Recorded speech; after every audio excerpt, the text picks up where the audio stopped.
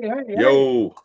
Hey, quiet in the gully. It's almost human live on freaking Halloween. Hello. Halloween. It's, it's our special Halloween show. And you know what I did today in Halloween? It was fucking awesome. I murdered a turkey. Yeah. I grabbed him by the neck and I twisted it off. I was like, this is for Halloween, bitch. And I'm with the Almost Humanoids, Tony Dio. Count Ralph is and Wayne Noon. Look, Wayne Noon's joining us. It's been a while. I thought he quit. Yeah, man. No, I'm still here. What's up, turkeys? Yeah, you Gucci. jive ass turkeys. How you Yeah. jive ass turkeys doing, man? I've been I'll start with my oh, by the way, we'll get into it in a second. We're gonna start talking about replacement singers, and also we're gonna talk about the new leaked Black Sabbath video with Dave Walker. Hmm. But let's all talk about what we did today in Thanksgiving. To me, I went to my family's house, my cousin's house, and ate a lot of food, man. And then I left. That was my day. What did you do, Wayne? I stayed home, cooked one of the last few things I had to make for Thanksgiving, then went to my father's house and just got home about maybe 20 minutes ago, and everything went fine. That's it. Very easy day. Ralph, We did a lot of cooking yesterday, so it made today very easy. right on. How about you, Ralphus? I faked a toothache so I didn't have to go to my mother-in-law's and spend the whole day there, where I usually sit in another room while my niece and my mother-in-law and my wife just sit there and chat the whole time, and it's pretty boring. I got a 15-year-old dog that has problems getting up and down sometimes, so that was also kind of an excuse to stay home and drink whiskey and listen to metal all day. That's the way you do Thanksgiving. Right on. That's a better Thanksgiving than mine. That's for damn sure.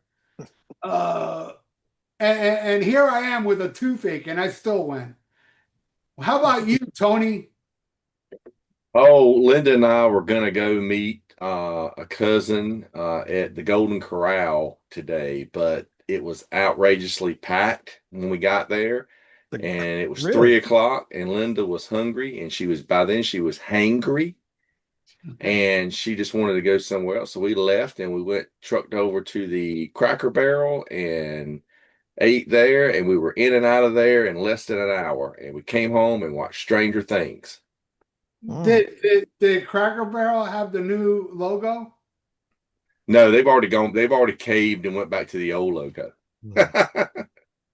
They Right still on. had all the pots and pans and crap on the walls. Yeah, it's all still the same. It was Yeah, a publicity stunt. It was all bullshit. that's all. Yeah, PR stunt. Yeah, that's all it was. But I've food, never been to one. food was good. I Don't hate Food was don't good. restaurants. bother. I don't like that place.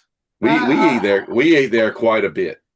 I ate at Cracker Barrel when we were on tour because as far as I know, no Cracker Barrels. Well, at least not in South Florida. There's probably in North Florida, but we don't have no Cracker Barrels down here. And it was all right. The one I liked was the restaurant called Bob Evans. Oh That's something yeah. you guys got That's, that. We don't have that here. I like Bob Evans when I was I'll up tell there. you a funny story I about love Bob his mashed Evans. potatoes. You remember when Paul Diano did his last US tour and he had like Icarus Rich was his backing band? I Well, saw that tour. they played a show in Raleigh, and he was in bad shape. He was up there singing. He kept like walking off the side of the stage and throwing up in a bucket, and he'd come back, sing some more. And finally he said, I'm sick. He goes, never eat at a Bob Evans. Oh, damn. I got lucky then.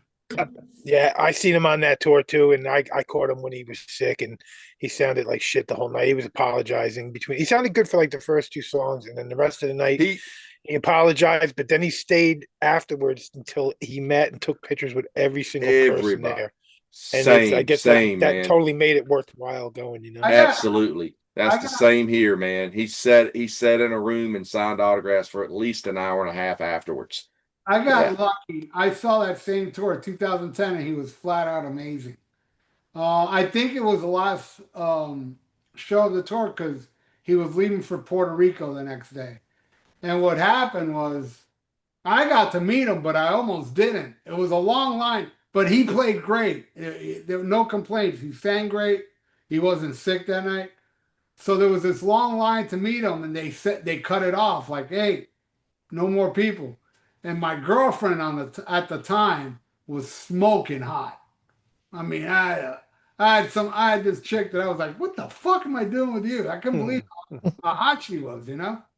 She got us in. I go, "Come on, you need to fucking talk to this dude. You know I ain't gonna do it. I Flash it.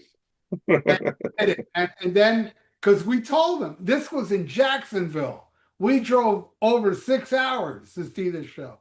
Holy shit. So we told, she told, "Look, me and my boyfriend came from Miami." And he told Paul that, and Paul was dying to meet us because he's never been to Miami. He was infatuated with Miami. He wanted to know about Miami. He was telling us about the love for Miami Vice, the show. And it was amazing. It was, we were the last two to meet him, and he was sitting down, and he was complaining about his leg back there. But He wanted that Miami connection, if you know what I mean. yeah, exactly. The cocaine. But yeah, I got lucky. But all right, guys. So let's talk about when I got home. Oh, by the way, no, before we get into that, well, I did the review on this channel earlier, but I'll talk about it now. My brother got me free tickets to see John Bonham last night. Doing the Led Zeppelin thing, and he did all of Physical Graffiti, the whole fucking album. Then he ended it with Whole Lot of Love and Rock and Roll, and he switched the songs around. It was fucking amazing, and it was the last show. Great band. Yeah, he did like 50 shows. I got the shirt, and yeah, the guy that plays guitar, I know that guy on YouTube. He's called the Japanese Jimmy Page. Yeah, Mr. Jimmy. Mr. Jimmy. Yeah. And There's a documentary out about him. yeah, I saw it. I saw that shit on YouTube. And yeah, it was fucking amazing. Flawless. I mean, that guy who played Jimmy Page so perfect that Jimmy Page can't play that perfect. You know what I mean? I mean, he did Jimmy Page what Jimmy Page did on the record. But I don't think Jimmy Page wasn't really good at recreating what he did on the record like Mr. Jimmy does. Either way, it was fucking fantastic. All right, so I got home from the show last night, and I get online. The first thing I see, somebody sent me a link to, hey, look, they finally put out the video of Dave Walker with Black Sabbath. Like, oh shit, I was very disappointed he didn't play War Pigs, only the intro. That kind of disappointed me. But I've always owned the audio. I've always known how horrible it is. I mean, how horrible Dave Walker was in Black Sabbath. A lot of people say he's great in Savoy Brown. Good, then stay there. It just wasn't good. I don't care how good he was in Savoy Brown. And it was just terrible. The song Junior's Eyes, you listen to that Dave Walker sing Junior's Eyes, and if that doesn't wake you up with how important Ozzy Osbourne is, nothing will. Nothing will. Because what Ozzy did with Junior's Eyes, with the different lyrics and everything, that's my favorite song off Never Say Die. It's in my I wonder who wrote the lyrics for that version. I'm sure it was Geezer, but I know Ozzy was suffering his dad's loss at the time. So I think Geezer wrote that about Ozzy's dad.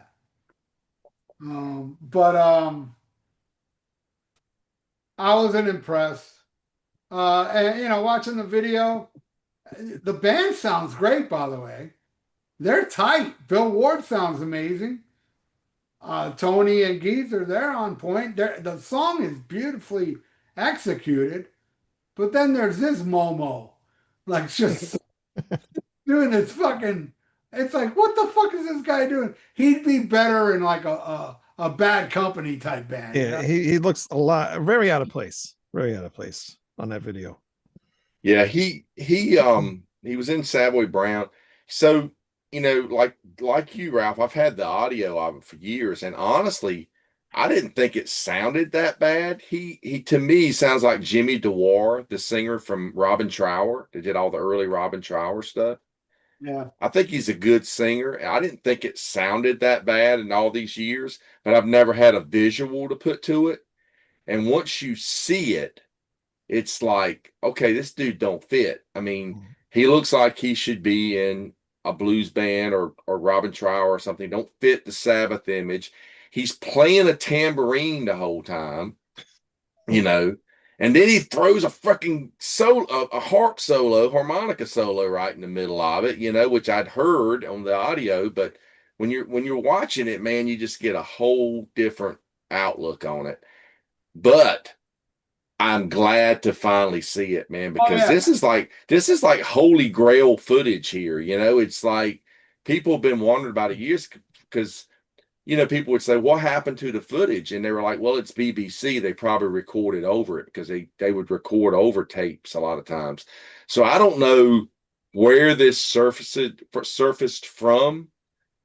Maybe somebody's been sitting on it for years, has had it on a videotape or out, who knows? I'm sure the guys in Sabbath had a copy of it probably, but who knows? Tony, I think it's from the master tape. And the reason I say that is because the original link I got, the guy told me, go to the 9-minute mark. It's long. It's a long video, and it's like an hour-long video. And it starts at, and what we see is just that tiny segment of, and I breezed through it. It was the full, complete show. Okay, so it's the whole show with other guests.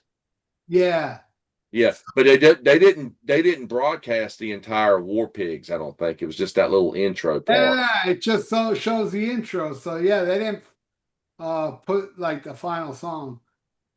Wow. I thought the footage was so crystal clear that it almost seems like something that was like remastered or something, like for HD or something. I couldn't believe how clear it looked, Oh, I thought it was awesome seeing a young Bill Ward smashing away. I didn't think they showed Geezer enough. Like it's very rare that you even see Geezer. You only see in the wide shots kind of a bit. A lot of great up close Tony Iommi stuff. But the whole time I was listening to it, all I could think is, man, if he had that tambourine and harmonica throughout the whole album, it could have been the best Black Sabbath album of all time. And like that guy's haircut was right on it, 1978. I tell you. Oh yeah, man. Totally. Yeah, I was thinking they probably got finished recording that, and they went back and they had a meeting the next day and go, guys, this isn't going to work. Call Ozzy. They were on fucking killer drugs, man. To actually not only go with it, but go on TV with it. And yeah, it's fucking horrendous. It was a little unrecognizable at first for me. Like I knew what song they were playing and everything, but like I didn't have like the tapes from back in. I read about this. I knew that it was footage. It was filmed and everything. They were on a show, but I never seen it. Of course, none of us have. But I was shocked how clear it was and stuff. But it is weird that they go out there with a song that I think they switched parts of the song even by the time Ozzy got in there. It like changed quite a bit. I think. Vocally, it totally changed. It's different melody, different melody going because the whole beginning you almost like what song, and then you hear the chorus kind of part comes in, and you go, oh, okay. And also, there's parts of the song where there's no vocals. The part where he goes, "Will we come in there tomorrow?" The Ozzy part, the Ozzy version. Today, there's no vocals at all on this version. It's like da na na na. It's just them riffing. It's the tambourine. He tried to save spots for his tambourine solos. Yeah. It was fucking terrible. And that Dave Walker almost became the Black Sabbath Sammy Hagar. That's true. Man, imagine if we didn't get Heaven and Hell and all the stuff that came after. Imagine if Dave Walker just stayed with him until the end. Exactly. Thank God. I think it would have tanked. It would have tanked that for sure. Right there is the most thankful thing for Thanksgiving you could think of. You Well, know? yeah, no, I mean, right there, I say what I'm very thankful for with that video. I'm thankful that it proves how important Ozzy Osbourne was to Black Sabbath. Last night, me and Tony did an episode of Rock Fantasy Files. We figured out it's the night before Thanksgiving. We'll do like a who we thankful for that are still around and stuff. But I had to bring up that I was thankful that Ozzy made it to that final show and was able to have that one last goodbye, and how thankful it was to see Bill Ward up there for the final show. They corrected that finally. You know, I mean, it's super sad on the other note that Ace doesn't make it to the Kennedy Award Center Award thing because he was really looking forward to it, you know. But that was one of the things to be thankful for, is that Ozzy made it to that final show, you know. Yeah. Yep. Yeah, there was another thing this week had come out I'd never seen before. Was it was a photo you might have saw going around of Ozzy with the very first Blizzard of Oz line. It was him and a guy named Frank Hall and Boz Dunnery. I think they were from the band Necromantis. That photo was going around. You're talking about like they're in like some farmland and they're sideways? Yeah. No, I've had that picture for years. Oh, okay. I'd never seen it before. I think, and to see them name, but I'm looking at the two guys in the photo going, they don't even look like they don't even like they're in a rock band. Yeah. I mean, they kind of look like cast of Dukes of Hazzard or something. You know what I mean? When you see the photo. It looks like a scene from Dukes of Hazzard. Exactly. Like outdoors in like some farmland and shit. Yeah. Yeah, that it's not on YouTube anymore. They took it down, but on what's it called? BitChute. I did a Black Sabbath documentary. It's called Sorcerers of Death's Construction. And in that documentary, I did put in that picture because I talked about how Ozzy briefly left Sabbath and then came back. And I put a picture like he was working with this band, you know. Good title for that, man. That was cool. Yeah. Sorcerers of Death's Construction. Some idiot was telling me that I spelled it wrong because it's sorcerers, like I was supposed to put apostrophe S, sorcerers. It's like, no, dude. You know? I mean, I know I'm not a fucking spell king. I misspell all the fucking time. Man, I know sorcerer is not with him. You know, what the fuck's wrong? People will complain about anything. Wow. I know, yeah, everybody looks for something. Like our latest rock and metal podcast, we talked about the Smithereens. And there's dozens of comments like, oh yeah, I like the band, I dig the band. One guy, man, why are you talking about this shit? Yeah, I've been listening for a while, and you got to stop doing shit like this. And then Ian, and this guy's such a moron, he's probably watching now. Ian says to him, oh, what would you like us to do? More Kiss episodes? And the guy lit up. I was like, yeah, man, some more Kiss episodes. And Ian replied going, all right, we're going to talk about the top guitarists in Kiss that got AIDS first. That's fine. I watched that episode, but as soon as you guys got to the Smithereens part, I was like, no, you know, I cut out right there. But it was like an hour of watching before I got to that. You know, I watched the whole. But that's the thing. I said this to Ian. Dude, lately, every morning I walk before breakfast, and I always because I never listen to my podcast. Now I do. I go back years to listen to because I don't remember none of that shit. And I'm listening to it, and I'm cracking up. I'm loving it. Once it gets to the album review, it dips. And I told Ian this, even if we're reviewing an album we love, it dips. And I told Ian, dude, next episode, what we're going to do, and it's going to be next week, I'm going to pick random albums. You know how I do that? The whole episode, I'm going to be picking, after we do the news, I'm going to pick random albums. We're just going to talk about random bands. You know what I mean? And we're having this really wacky dude called Jeff Beers. He's like a human Jeff Spicoli. He really is. He's out there. But he's great. He's awesome. So that's going to be this Sunday on the Rock and Metal. And then I'm going to come up with more ideas because I don't want to do album reviews anymore because I do them enough on this channel. People don't realize that my track by tracks are 2 album reviews each episode. Mm. I am reviewing each album, you know, and those are album reviews. So to It gets do, boring after a while. It gets samey. You know, you yeah, gotta switch it up. it's too samey. So My yeah, my only suggestion is take your Michael Jacksons out right before you do the episode so you don't accidentally grab them. And a couple of those other really shitty albums, just put them to the side. You should have like a little extra section for all those albums so you never accidentally pull them yeah, out. That's just my only suggestion. Just trying to help. I've said this. I'm a completist. I own about 10% of shit that sucks back here. There's Turbo. There's I got a bunch of crap. 10%. I got about 40% of really good albums.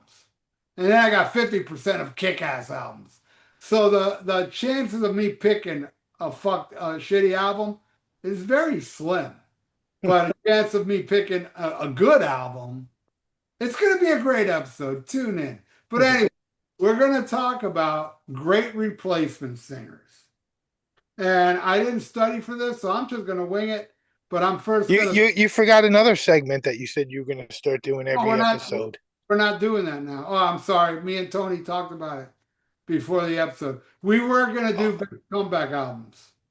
But Next week. No. You last week you said the beginning of every episode from now on we're going to say what was the last album we listened to. oh yeah, You already forgot. You already forgot. One weekend, that's it. Boom. you got to remind me every freaking week. I'm 60. I am 60. I kind of remembered right at the last second. I was like, oh shit, what was the last one? And I had to like think for a second. And I go, oh yeah. Right. I know exactly, but I'll let you go, Ralph, this first. All right, I didn't pull that because I actually left it in the car, but I got a corner ranking of albums coming up on Sea of Tranquility sometime later in December. So I've been just going through corner, and so I listened to the new one again, and then I listened to No More Color, one of their I forget what year that one was, but it was like the third album, and it's a fucking great one. Yeah, so corner, and I've been kind of going through the whole discography. I even listened to the demo, the Death Cult demo. If you guys don't know about Oh that, yeah, I got it with Tom yeah. G.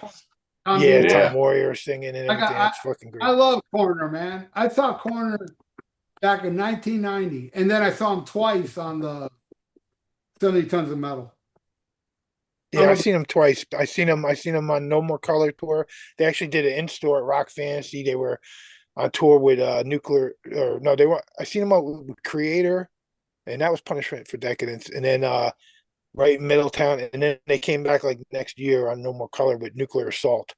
And I got like an album flap signed by everybody in the band, but I didn't have a camera back then. Like, didn't think of bringing cameras. It's in the late '80s, early '90s, or whatever. There's so many things I wish I had a camera for, but it's not like today where you just got a camera always ready to go with your phone. Yeah, now we always got a camera. All right, I could have had so many more people, like famous people that I've met and hung out with throughout the years, but I just didn't have a camera. Yeah, man. Same here, man. I met some killer people I didn't get a picture with. Like the first time I met Ozzy, everybody was taking a picture with him, and I didn't have a camera, and I was so pissed. And then finally, that hot girl I was talking about, my hot girlfriend I met at the end, she was the biggest Ozzy fan. So for Christmas, I bought her and myself a VIP. Cost me $2,000. Didn't work out with her. but anyway, I got to meet Ozzy and take a picture that time. So I That's prefer. awesome. But yeah, there's tons of bands I met back in the day. Crocus. At one point, I started bringing the fucking Fun Savers, and they were cool because they were cheap, but you had to go and get them developed and everything. But it just made me think of something. I'm reading that Martin Popoff 666 page Iron Maiden book, and Tony got to contribute to it. I actually read through his part. The book is really cool how Martin goes through like all the solo albums and stuff that Deanna was doing, and even Adrian Smith was doing. He covers everything. That's why he fills out 666 pages. But anyway, the accident at birth, it's in the 90s, And there it is. It says photos by Tony Leonard, right under and it's like the pictures of them live, and Tony's like 2 feet from them. And I'm thinking they look like the kind of fun saver camera pictures. And it's Yeah. just awesome that you sent them in and everything. And I was thinking about it. I'm like, man, that's cool that Tony had a camera at this time. I'm thinking like he didn't have a cell phone, but he must have had like a fun saver or something. And then you even got a picture of them guys like Bruce is looking right at you, and he kind of looks like pissed, like you're taking a picture. Adrian looks awesome; he's all smiling, but in If the I book, it's remember, like Bruce looks like he wants to kill you for taking a picture. So you talking about like a posed picture of him? I haven't yeah, there seen. was I the just one post. Oh yeah, the posed yeah. picture. There's a nice Yeah, the size posed picture picture. was that was taken at I did an interview with him at Foundations Forum in 1997. I interviewed him, and for the magazine I was contributing to, I just said, "Hey, let me get a photo." So they just kind of stood up against the wall, and I got a photo with them. I should have took one with the two of them then, and I didn't. I Oh, took I some. figured I you had took. pictures like I that. did. But I did take pictures with each one individually, but that would have been cool to get in the picture with both of them. But and then Oh those yeah. live shots were from Raleigh, North Carolina. They played a show, and I just brought my camera, and because I was reviewing the show for that zine, and yeah, just took some really good shots of them, really really It close was like up. a Was able little to get little right. little club, little club. And what Yeah, kind of camera was it? Was it like a fun saver or was it like a just real a cheap, camera? just a Cheap cheap camera. Kodak camera, man. Yeah. Cool. You take pictures back then, and if you use flash, it would kill the lights, so you didn't get any colored lights hardly at all. It would always kind of black them out. But if you didn't use the flash, you took the chance of it not being a good photo. The picture wouldn't come out very well. So, and then of course the bands didn't want you to use flash. They hated Yeah. flash photography. But that was the thing. You didn't know what you got until you got them developed. That's the sucky thing about it. You Yeah. couldn't go, oh, that sucks. Let me get another one. You get them developed, and you're like, oh man, none of these are any good. Yeah. That's crazy about in the book too, is like there's and he does this a lot throughout his books, is that there's pictures from Martin himself, and he must have like a better camera, like because he seems like he's in like the like first level or something. Like he gets like some hmm really good shots, and it'll say like 1982 or something like that. So he was bringing like a real camera into shows at times, and Yeah, you could tell the difference. But it's just cool. Like you got to get that book because yeah, once it gets to the accident at birth, you got like a bunch of you'll see your name like on attached to all page. It looks like they used all your pictures that you. Some of them are really small, but that one of Bruce and Adrian against the wall, that's pretty like a half a page picture yeah. that's in there And with your and I name sent under it. them. I didn't even scan them to send to him. I took my phone and took pictures of the photos and just Oh, messaged them to him. That's the only way. 'Cause I wow. didn't have a scan. I don't have a scanner, so that's the Yeah. way I sent them. Yeah, Well, you should get that book, and I think it's like on yeah. I need to Amazon get that. Prime right now. It's like 30% off. Like it first came out, it was like really expensive. It's like 50, 60 Good. bucks or something. Now it's like in the Cool. 30s. And so you Okay. should look into get it. You Good. definitely should get it with your Yeah. name in there. Yeah. Definitely. Awesome. Thank you. Yeah. Right on. All right, Tony, what's the last thing you listened The last thing I listened to was well, actually, I just got a flash drive in the car playing a bunch of stuff. But the last thing we listened to as we came back from dinner today was the latest by this band, The Fifth, Roy Cathy's band. Yeah. Yeah, we this is We Are One. This is their latest release from this year. And yeah, really good record, just good melodic hard rock. I don't know if you heard, but Jack Frost has recently joined the band as their lead guitar player. Very cool. Yeah. Very cool. How about you, Wayne? I was on Facebook and came across an ad, and this really cool song came on, and I checked out the band. It's a band called Creeper. They sound like Meatloaf, My Chemical Romance, Ghost, and like stuff like that. Really cool stuff. This album's called, I can't pronounce that, but it's called Mistress of Death. And it's really, really cool. I've been listening to this album like nonstop. It's easy listening. It's not nothing crazy, but I just put this on. Creeper. Creeper. Yeah. I've heard a song by them. Yeah. Yeah. Yeah, it's pretty good. I posted a video about them a couple days ago. And just an honorable mention, it's the other album I keep listening to, Absalon in the Halls of Silence, which you can get at roxrecords.com. It's a really good band here. The drummer is awesome. He's a good friend of mine. So That was check the out one thing that Absalon. I thought wasn't like really good. Like the drum tone was like off, like a very amateurish. I'll talk to him about maybe on the next album. he can Yeah, talk about maybe you need to talk to him about that, Yeah. man. Yeah. I Yeah. got, I got, Does I that got. band The Creeper do the Molly Hatchet song The Creeper? They should. Yeah, they should, right? Oh, when the creeper comes around. Hell yeah. Rest in peace, Danny Joe Brown. I was crazy Yeah. for Molly Hatchet the other day. Hey, rest in peace, Molly Hatchet. Everybody. Yeah, everybody. You know, my brother and nephew just saw them That's like a terrible. week or so ago. He goes, hey, I saw Molly Hatchet. I go, you saw a cover band. You know, there's Yeah. not one member of Molly Hatchet alive anymore. And even my brother, who's older than me, he's like, really? I go, yeah. He goes, well, I noticed it wasn't Danny Joe Brown, but I don't really know that. Oh yeah, dude, they're all dead. Even the That's what's replacement good guys about are a band gone. like that. Yeah, I was gonna say like that's what's good about a band that doesn't have like too many big personalities. People don't even fucking know, you know. So Exactly. anybody. Like Foreigner is a great example. Foreigner is very much a faceless band. Hey, did anybody watch the Yeah. parade today? They were on the parade. They're But that's kind of brings us to what we're talking about, man. You know, I mean, yeah, but I still got to show you guys the last thing I heard. I just got it yesterday from Amazon. I don't know if you ever heard of this band. They're called the Beatles. never heard of them. This was just released. They had three. Yeah, this is their Are they fourth. are they a new band? This is their fourth release. See, number 4. Wow. I gotta say, man, it's good, but I like the other 3 anthologies much more. What I do like about this one is the re-recorded songs are re-recorded again on here, "Free as a Bird" and "Real Love," because now the AI shit makes it even cleaner. Because the '90s version, you can tell the John Lennon vocals were a little, Yeah. and here they're just beyond clean. Hmm. But it was cool listening to it. But then there's stuff on here like "I'm the Walrus." I love "I'm the Walrus," but with no vocals. I'm like, I don't like that. And there was a couple other songs that I loved from the Beatles. "She's Leaving Home," no vocals, Hmm. and stuff like that. But then there were really good things, like "I Saw Her Standing There," rocked. "Hey Bulldog." No, "Hey Bulldog" had no vocals either. Yeah, it ain't as good as the other 3, but whatever. I bought it. I listened to it this morning, and I enjoyed it. But at the same time, I'm like, nah, it's not as good as the other 3.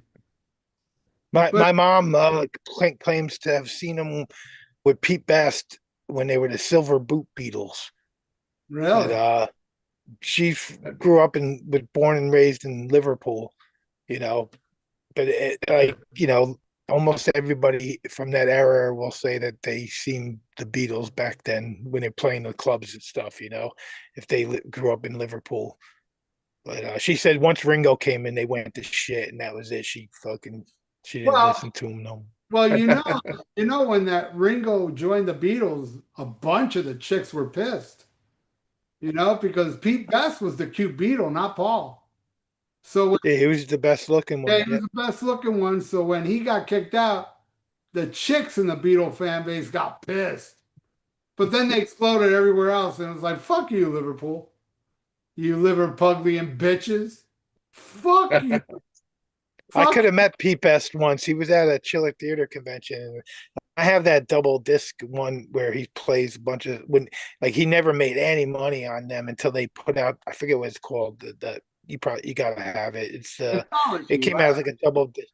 Well, it was like a double disc, and it was like brown, and it was like all the really early stuff, recordings that had never been on like vinyl, I guess, Yeah, But yeah. it was the first time he ever made like any money being a Beatle. Like all of a sudden he got all he This became one, like right? oh, that looks different than the one I have. I have it's like a is that like one of those double disc Yeah, boxes? yeah. Yeah, it's one of those, but it looks different. The one I got, it was like all brown kind of looking. Right. It's They too even far away to. There's even stuff on there before Pete Best where they had no drummer. They actually have songs where it's just John and Paul playing, and it's not even like a studio recording. It's like, I guess, some kind of tape machine in the early 60s. It sounds rough, but also very cool.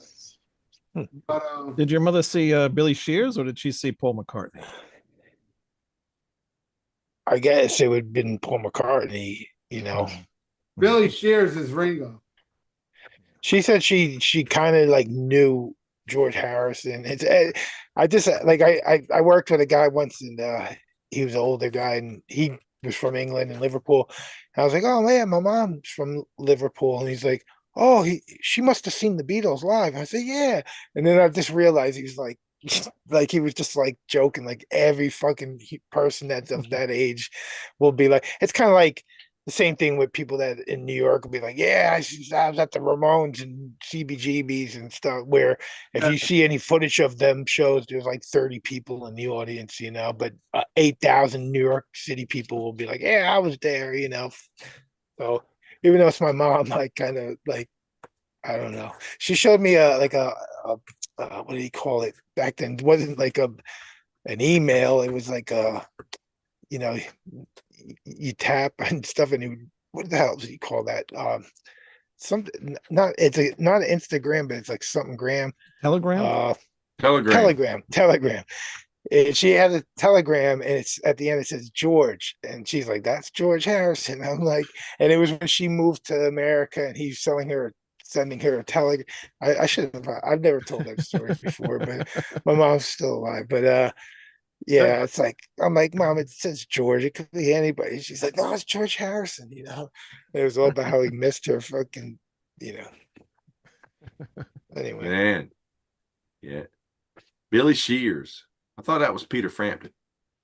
Well, Paul yeah, McCartney. it was first Ringo, and then Peter Frampton became the Tommy Thayer of Billy Shears. Ah, It I was got you. actually Ringo was the first Billy Shears. ah. Shock Zone in the chat says there's an album I want you guys to listen to called Forbidden Morals from the band called Void. In his opinion, it's possibly the best album he's heard in a long time. Dude, I have it. I have it. I have it. Great. It's great. I have it. They're one of the they're great technical thrash band. They are amazing. Who dress like 1987 Halloween. Yeah. They have puffy shirts and shit. Like have you seen them, Wayne? No, I've never Wayne, seen them. I mean, seriously, dude, they look like Halloween in the Halloween video. I mean, there you go. It's great. I recognize they got that cover. Okay. puffy shirts and the video even looks. The video even looks like it almost looks like it's filmed from an old VHS recorder. Like the look of the video kind of has that. Those guys are great. I just saw them. They played with Dark Angel and Sacred Reich and Hyrax recently. Man, just such a great band. Dude, they got two albums out. And I bought them both. I never heard of them before, ever. And I was so blown away by them. I bought both albums that night. And yeah. And then I met the singer after the show. I had him sign it. But oh yes, I've seen this band. Yes. I know who they are. Yes, very good band. Yeah, he's Jackson, the singer. I think he's gonna do some shows with Lynch Mob. I heard he's gonna be the front man for them or something. The dude's got a great voice. He could sing anything, you know. Yeah. Yeah. So yeah, good for him. But yeah, actually, I saw this a long time ago, and I didn't know who they were because the video didn't have the name on it, and I wanted to get the album, so I had to pick that up. Yeah. All right. Thanks. Yeah. Void is awesome. I'll tell you that right now. Yep. I can't find the other CD, but I know I bought both of them. You know, there was a band called Void back in the day. They didn't really get well known, but they are considered to be the first like crossover band, like that was playing like thrash and hardcore. Like so many people will point to this band Void. I believe they were from Washington D.C. And so when I first heard, I remember Tony was like saying, "Oh, he's seen Void." I was like, "The fucking old hardcore band, the thrash band." And it was like a whole new band. So that band has been disbanded for so long. But if you look at like a book about crossover or something like that, they will be considered the first like crossover band. You know? Yeah, Void's been used a lot. That name's been used a lot. If this band we're talking about here gets any bigger, they'll probably have to add something to it. Void BC or AD or who knows. I don't know. It's crazy how there's a website called Metal Archives. You can always check and see if there's a band out that has your name. Yeah. It's Yeah. crazy. It was like the other day I saw there was a band called The Devastation, and I sent it over to Rodney, my friend Rodney from used to being the singer for Devastation. I said, man, these kids these days don't know how to look up band names anymore on the intranets. He just laughed. It's just, Oh, we got. It's we funny. got- have you heard that? Have you I heard seen that a- young band that's out called Thrash or Die yet, Ralph? no, I did get shit from a hardcore band in New York called Combat though. Yeah, they weren't bad either. I went and checked them out. I'm like, damn, they're good. But I ain't changing my name. Fuck them. I thought Yeah, that you was a should have weird changed. name You should have just spelled because it of with a K. the album label, the record label Combat. Yeah. I thought that was kind of a weird name. But really quick about I just seen a flyer from I follow the band Phantom, and they're from Guatemala, and they're a band where there's like 50 Phantoms out there. Yep. Yep. So they're when you see their name, it's like Phantom. I think it's a GTA or something. It's like it has like letters next to it. But actually, the flyer I seen was them playing a show or maybe going on tour with Void, and they're an old school thrash band from Guatemala. But I was Yeah. thinking, yeah, Phantom, and then sure enough, if you just type in the name Phantom, there's like a million bands with that name. It's like, why wouldn't you think of something else or add something to it? Like Void would probably put an AV in front of them, Void. I don't know. Yeah, you spell it different or something. I don't Instead know. of the AD afterwards. But hey, man, good band. Hey, Ralph, did you check out that band I sent you, Evil Center? You sent it to me? No, he sent it Count to me, Ralphus. but you gotta say Ralphus. But yeah, I see it up there, but I didn't know. I didn't get to hit the actual Yeah. play. But I remember we were talking about him last night, so I'm definitely gonna check it out. I just didn't have time. Yeah, I was telling about. I think these guys are from like Atlanta. They're called Evil Center. Man, they sound like it's like old school, just thrash metal. And they only put their album out on cassette, and it sounds That's like right. a really just like a really trebly bad demo recording like we would get when we would tape trade back in the days, to the point where I just love it because that's what it sounds like. It's just not a great sounding recording. It sounds like it's something that you would have got back 40 years I wonder ago if in there's tape like trade. I wonder if there's like a real crystal clear version of it, but then they put it through like an AI thing and say, now make it sound like it was recorded in the basement in 1983. And then Yeah. that's what the sound came out as, Yeah, but it kicks ass, man. I dig it. Yeah. Yeah, I'll definitely check it out. Yeah. Good stuff. All right, so let's talk about replacement singers. I mean, actually, we are thankful. It's a Thanksgiving show. So replacement singers that we are thankful for. There you go. How you like that? We're thankful for these replacement singers. And So thankful. we'll start with Wayne. Oh no. Don't have any? Come on. I got my list. Hold on here. Are we gonna do them all at one shot here, or what are we doing? Nah, just give me one. Give you one. How could you not know I was going to pick this? Andy Dearest from Halloween. I love Michael Kiske. I love Kai Hansen, but to me, that era of Halloween is like my favorite era. Don't put no thumbs down. Andy Dearest saved that band. If it wasn't for him, that band would have been done after Chameleon. He was great in That's Team good. 69. That's cool that there's 3 singers and you love them all. I do. Like, I really how do. rare is that? How rare is that? Like sometimes your favorite band, they switch singers and you just fucking hate the next singer, or it's like okay.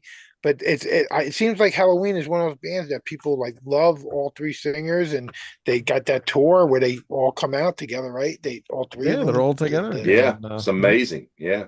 The pumpkin heads, right? They call. Are you going to themselves see them on the next tour, Wayne? Nah, well, we'll see. A friend of mine bought 2 tickets, and he says I want you to go, and I really don't want to go because I've seen them about 10, 12 times already at this point, and they play the same songs all the time, so I really don't care anymore. Yeah, I'm skipping it. I'm skipping it as well. Yeah, but we'll see. That's I say that now, and then April will come around. And I say, all right, I'll go, but we'll see what happens. So, All right, Tony, you got a favorite replacement singer? One of them? Oh, one of them I can take off right. I mean, of course I'm going to say Ronnie James Dio because I love Ozzy era, but man, Dio took Sabbath to a whole new level, man. It was a totally different band. Well, after Dave Walker, we are all very thankful for Ronnie That's James. it. That's Mhm. it, man. Yeah. He was the missing piece in Sabbath. You know what I mean? Yeah. And it was a reinvention. Man, I I mean, worked I worked he was great. He was great in Rainbow. I mean, but hell, I mean, I love all eras of Rainbow. I mean, I love the Graham Bonnet. I love the Joe Lynn Turner. That's just one of those bands that kind of just it was, the different eras, different singers, a different style of music and stuff. I mean, I don't hate any of it. It's none of it I dislike at all.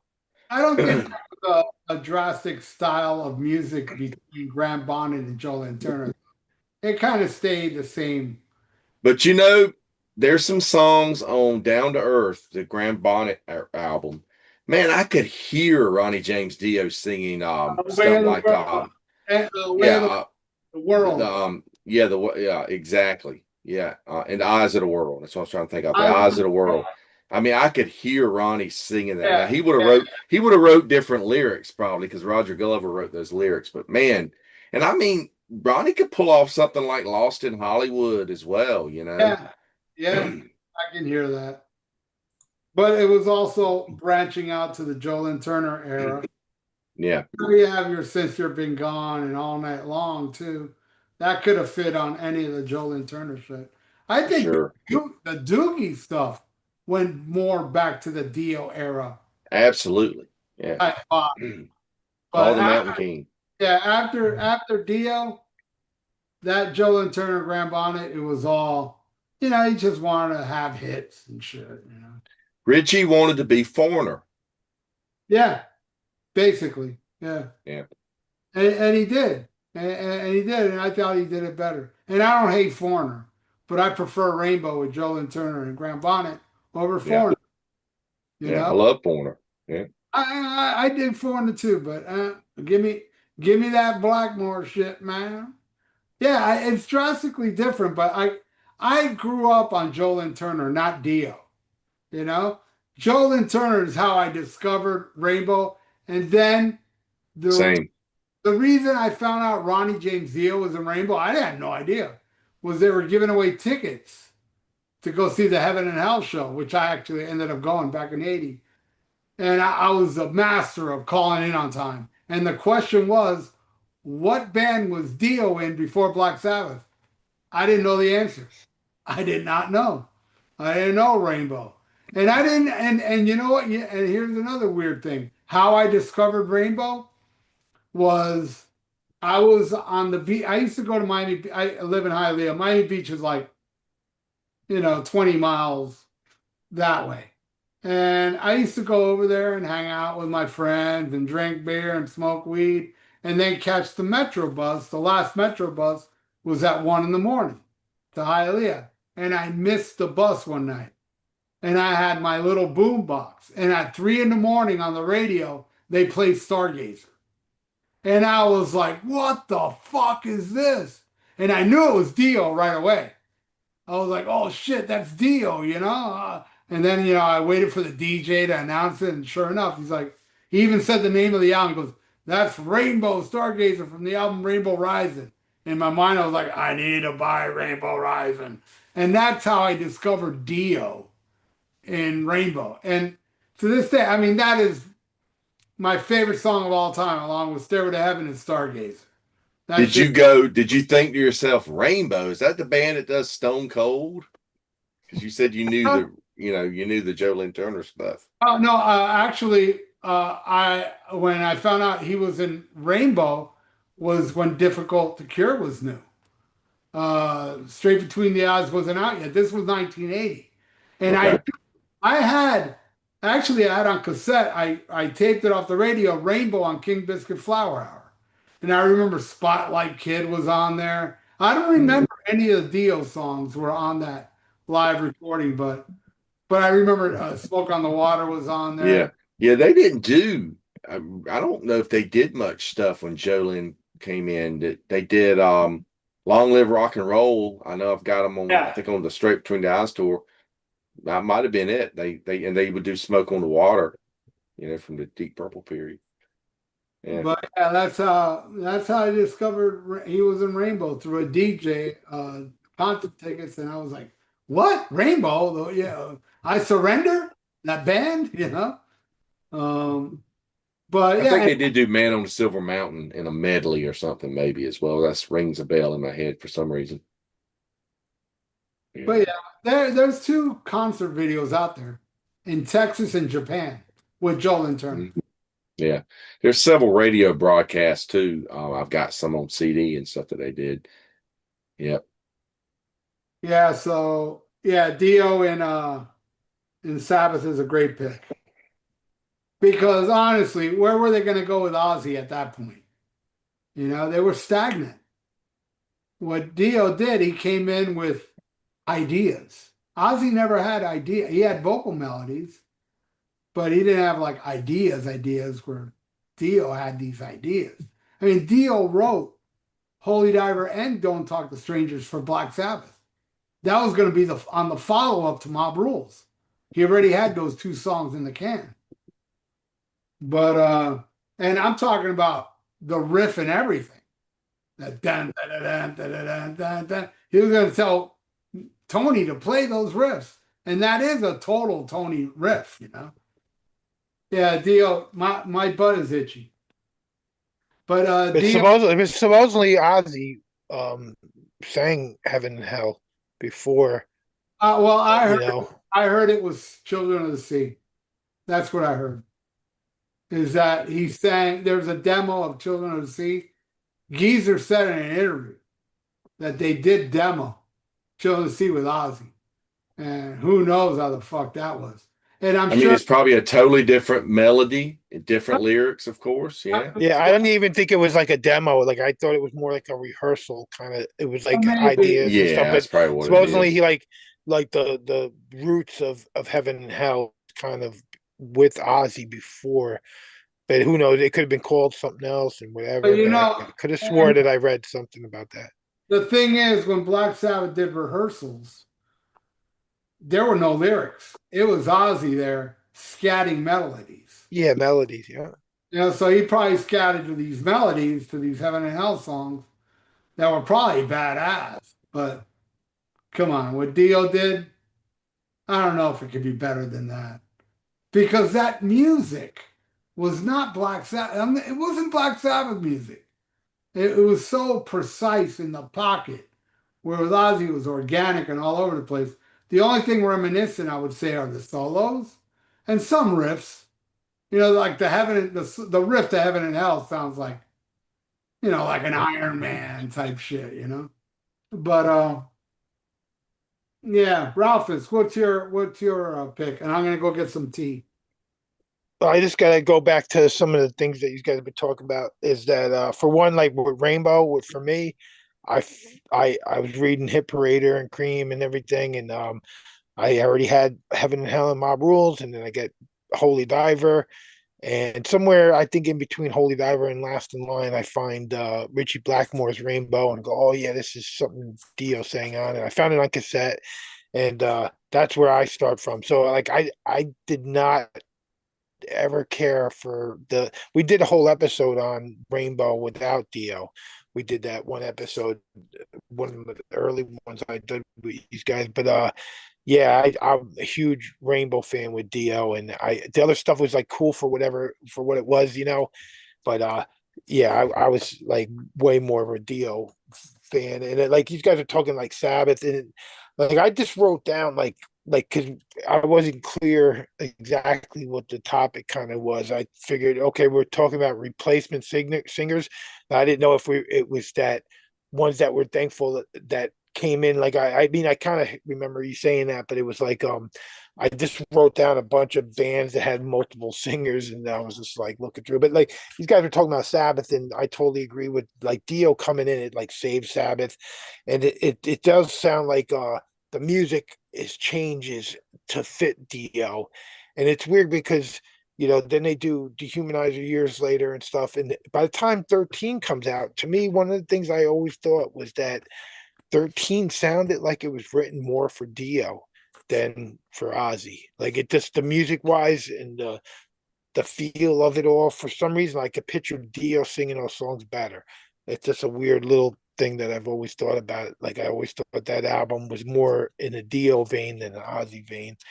But so yeah, I just wrote down like a whole bunch of fucking bands that had different singers. Of course, like Bon, Scott, and Brian, but I'm not thankful that Brian. I mean, I'm thankful that he came in and kind of saved AC/DC because Bond died. So it's not like I'm thankful Bond died and Brian Johnson came in, but I think he comes in and fucking does an amazing fucking album with Back in Black, and then For Those About the Rock is awesome, and Flick of the Switch is fucking killer.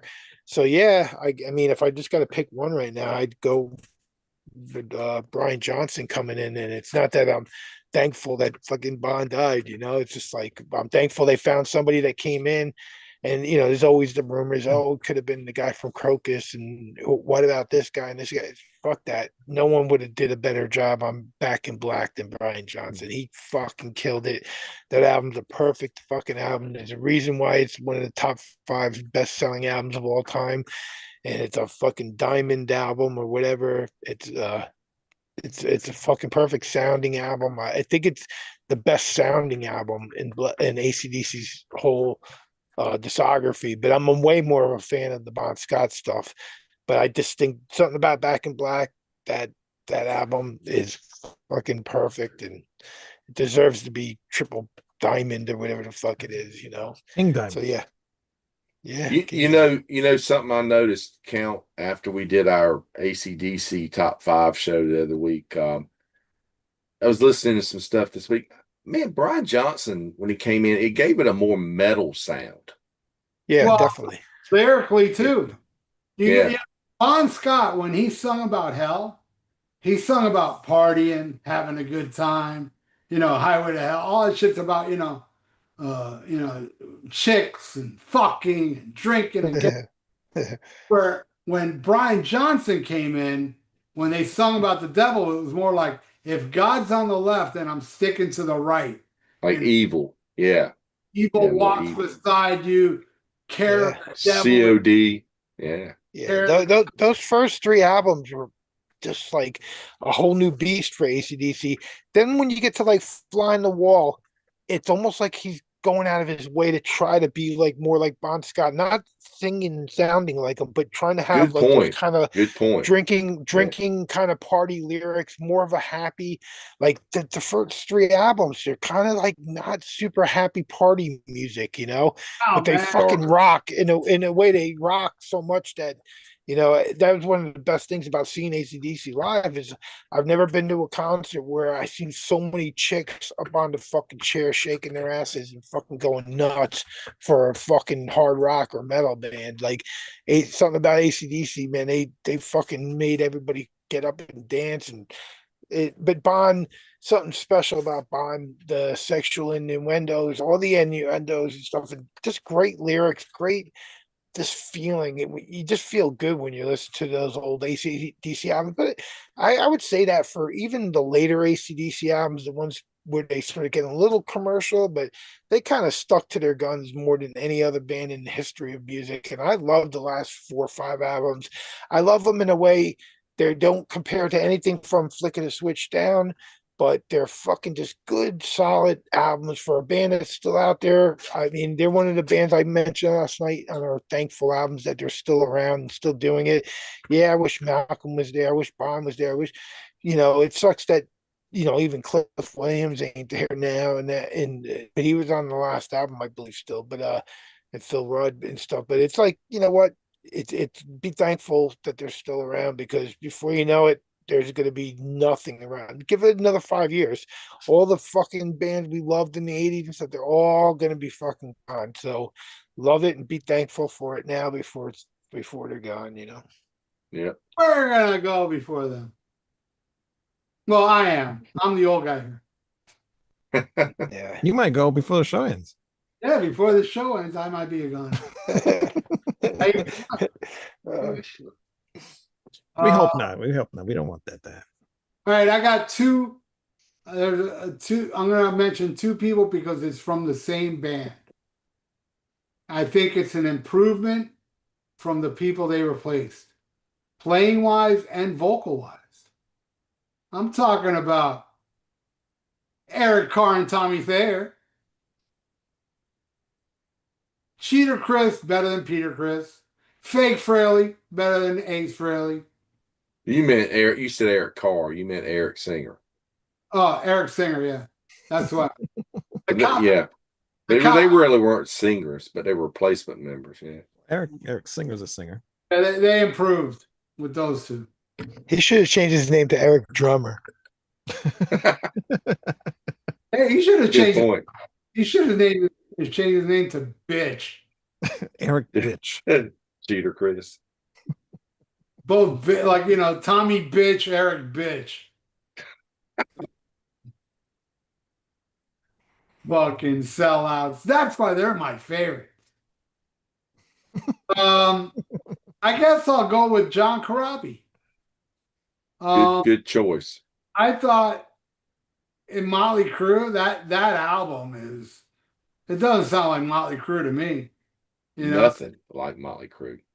It's kind of like Heaven and Hell and Back in Black. It's different bands, Yeah, it's the outlier in their catalog because it sounds like nothing else that they've done.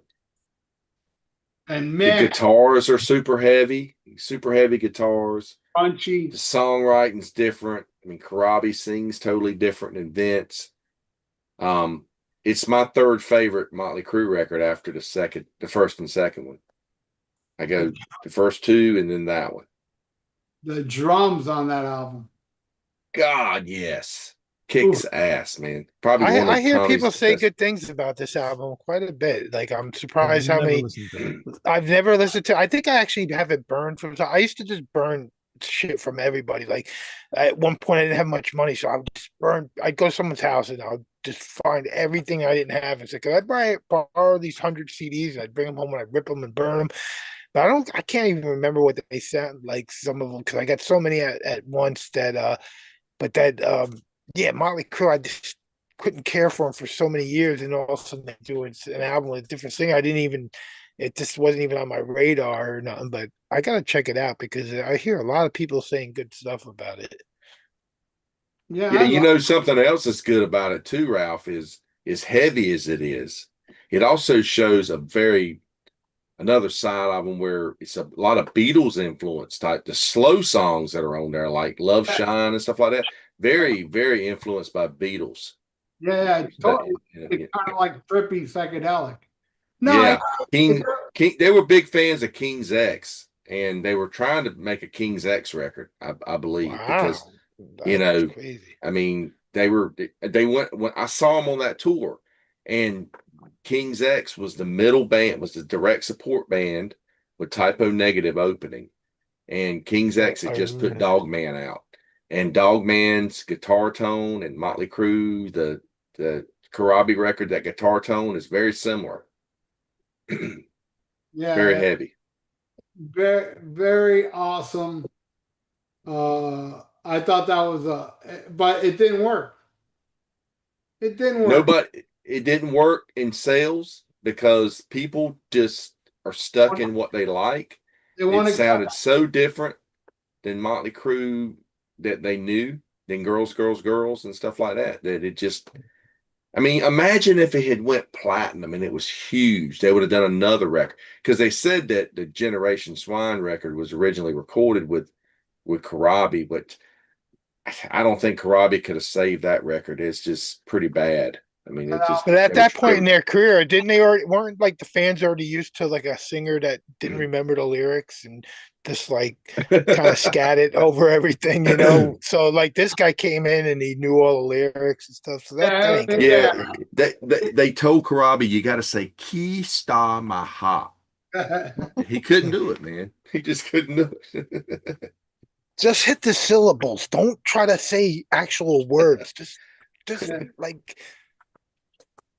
Yeah. Don't sing the complete song. Man, they were so good live. Did you see them, Ralph, on the They didn't tour? come to. They didn't come to Florida. They had in Karabi played second guitar, so they had a fatter guitar sound, and it was great. I mean, If I would have there's went to footage that, I would have out. seen Typo Negative, and I would have walked right the fuck out into the parking lot. Man, I Typo love killed that Typo. night. Yeah, that was great. Great show. Yeah, and it was probably, and I'm at an amphitheater that holds 20,000, and there might have been 2,500 people there. That's how that tour was Talking about taken. replacement singers, supposedly right now, like Typo Negative is gearing up to do an album without Pete Steele. Yeah. That from what I hear, they're right about to do so. I mean, the guitar player did sing quite a bit, but Pete was the voice, and supposedly they're about to launch I wouldn't something do right I now. wouldn't do an album. I wouldn't do an album. I'd just go out and play some live shows with some guest singers and just celebrate the music and the life of Peter Steele instead of trying to do an album. Yeah, I I don't mean, know exactly what the plan is. So from what I'm seeing, it almost seems like that's the angle is like an album. And I mean, I as wish the best for him, but as much of a Thin Lizzy fan as I am, I loved seeing the various versions of them. The only versions I ever saw with like Sykes fronting them and Ricky Warwick. But then when Ricky Warwick came in, they did this successful tour that they did. Oh, we're going to do new music. And I was like, no, please, no, do not record an album and they called went the Thin right Lizzy. route, and they called And they it the other changed a band. different Yeah, name. that And was I was exactly perfectly satisfied with that. fucking A, and Perfectly it satisfied. kicked Yeah. ass too. Those albums are Yeah. good, Hmm. I like Yeah. that too. Yeah. Lot of bands will not have the balls to do that because they built such a thing with the name.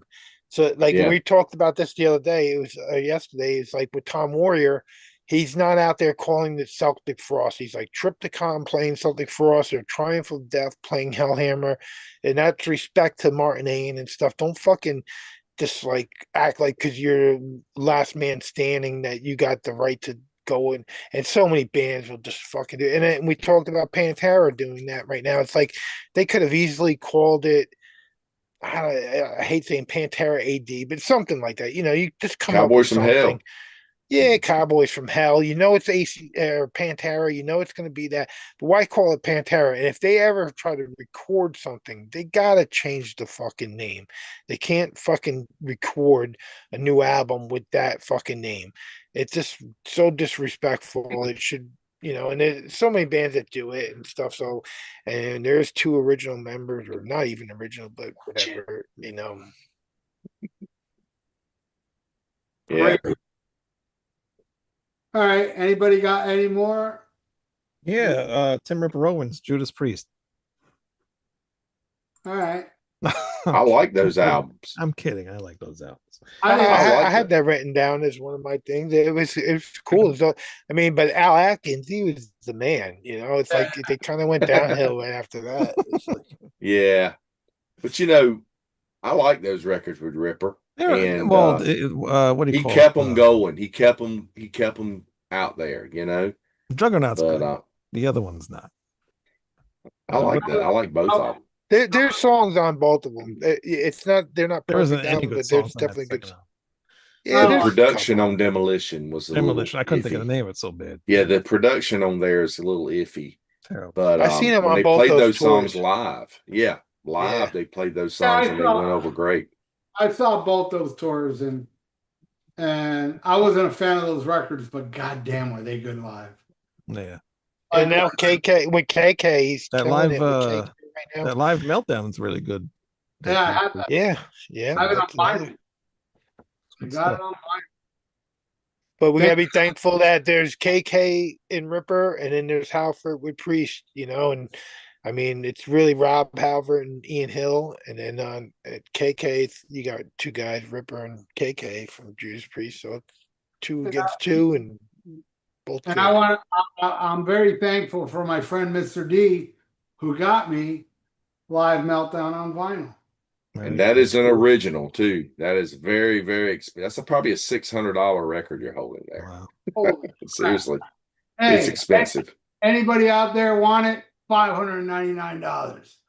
Hey, Plus what a deal! That's a Black Friday deal. $666 has got to be the price. Come on. I was also going to throw in tax and shipping and just cocaine money. No, that's worth it. Yeah, yeah. Don't leave the government. Don't leave the government out of this. I You'll would get in never trouble. do that, Mr. D. I would never do that. Anything that anybody, where's my? It's out in my living room. My old girlfriend, who I'm still good friends with, she got me an Aussie pop. What are those things called? Pop things? Those pop up Mhm. Pop. Yeah. Yeah.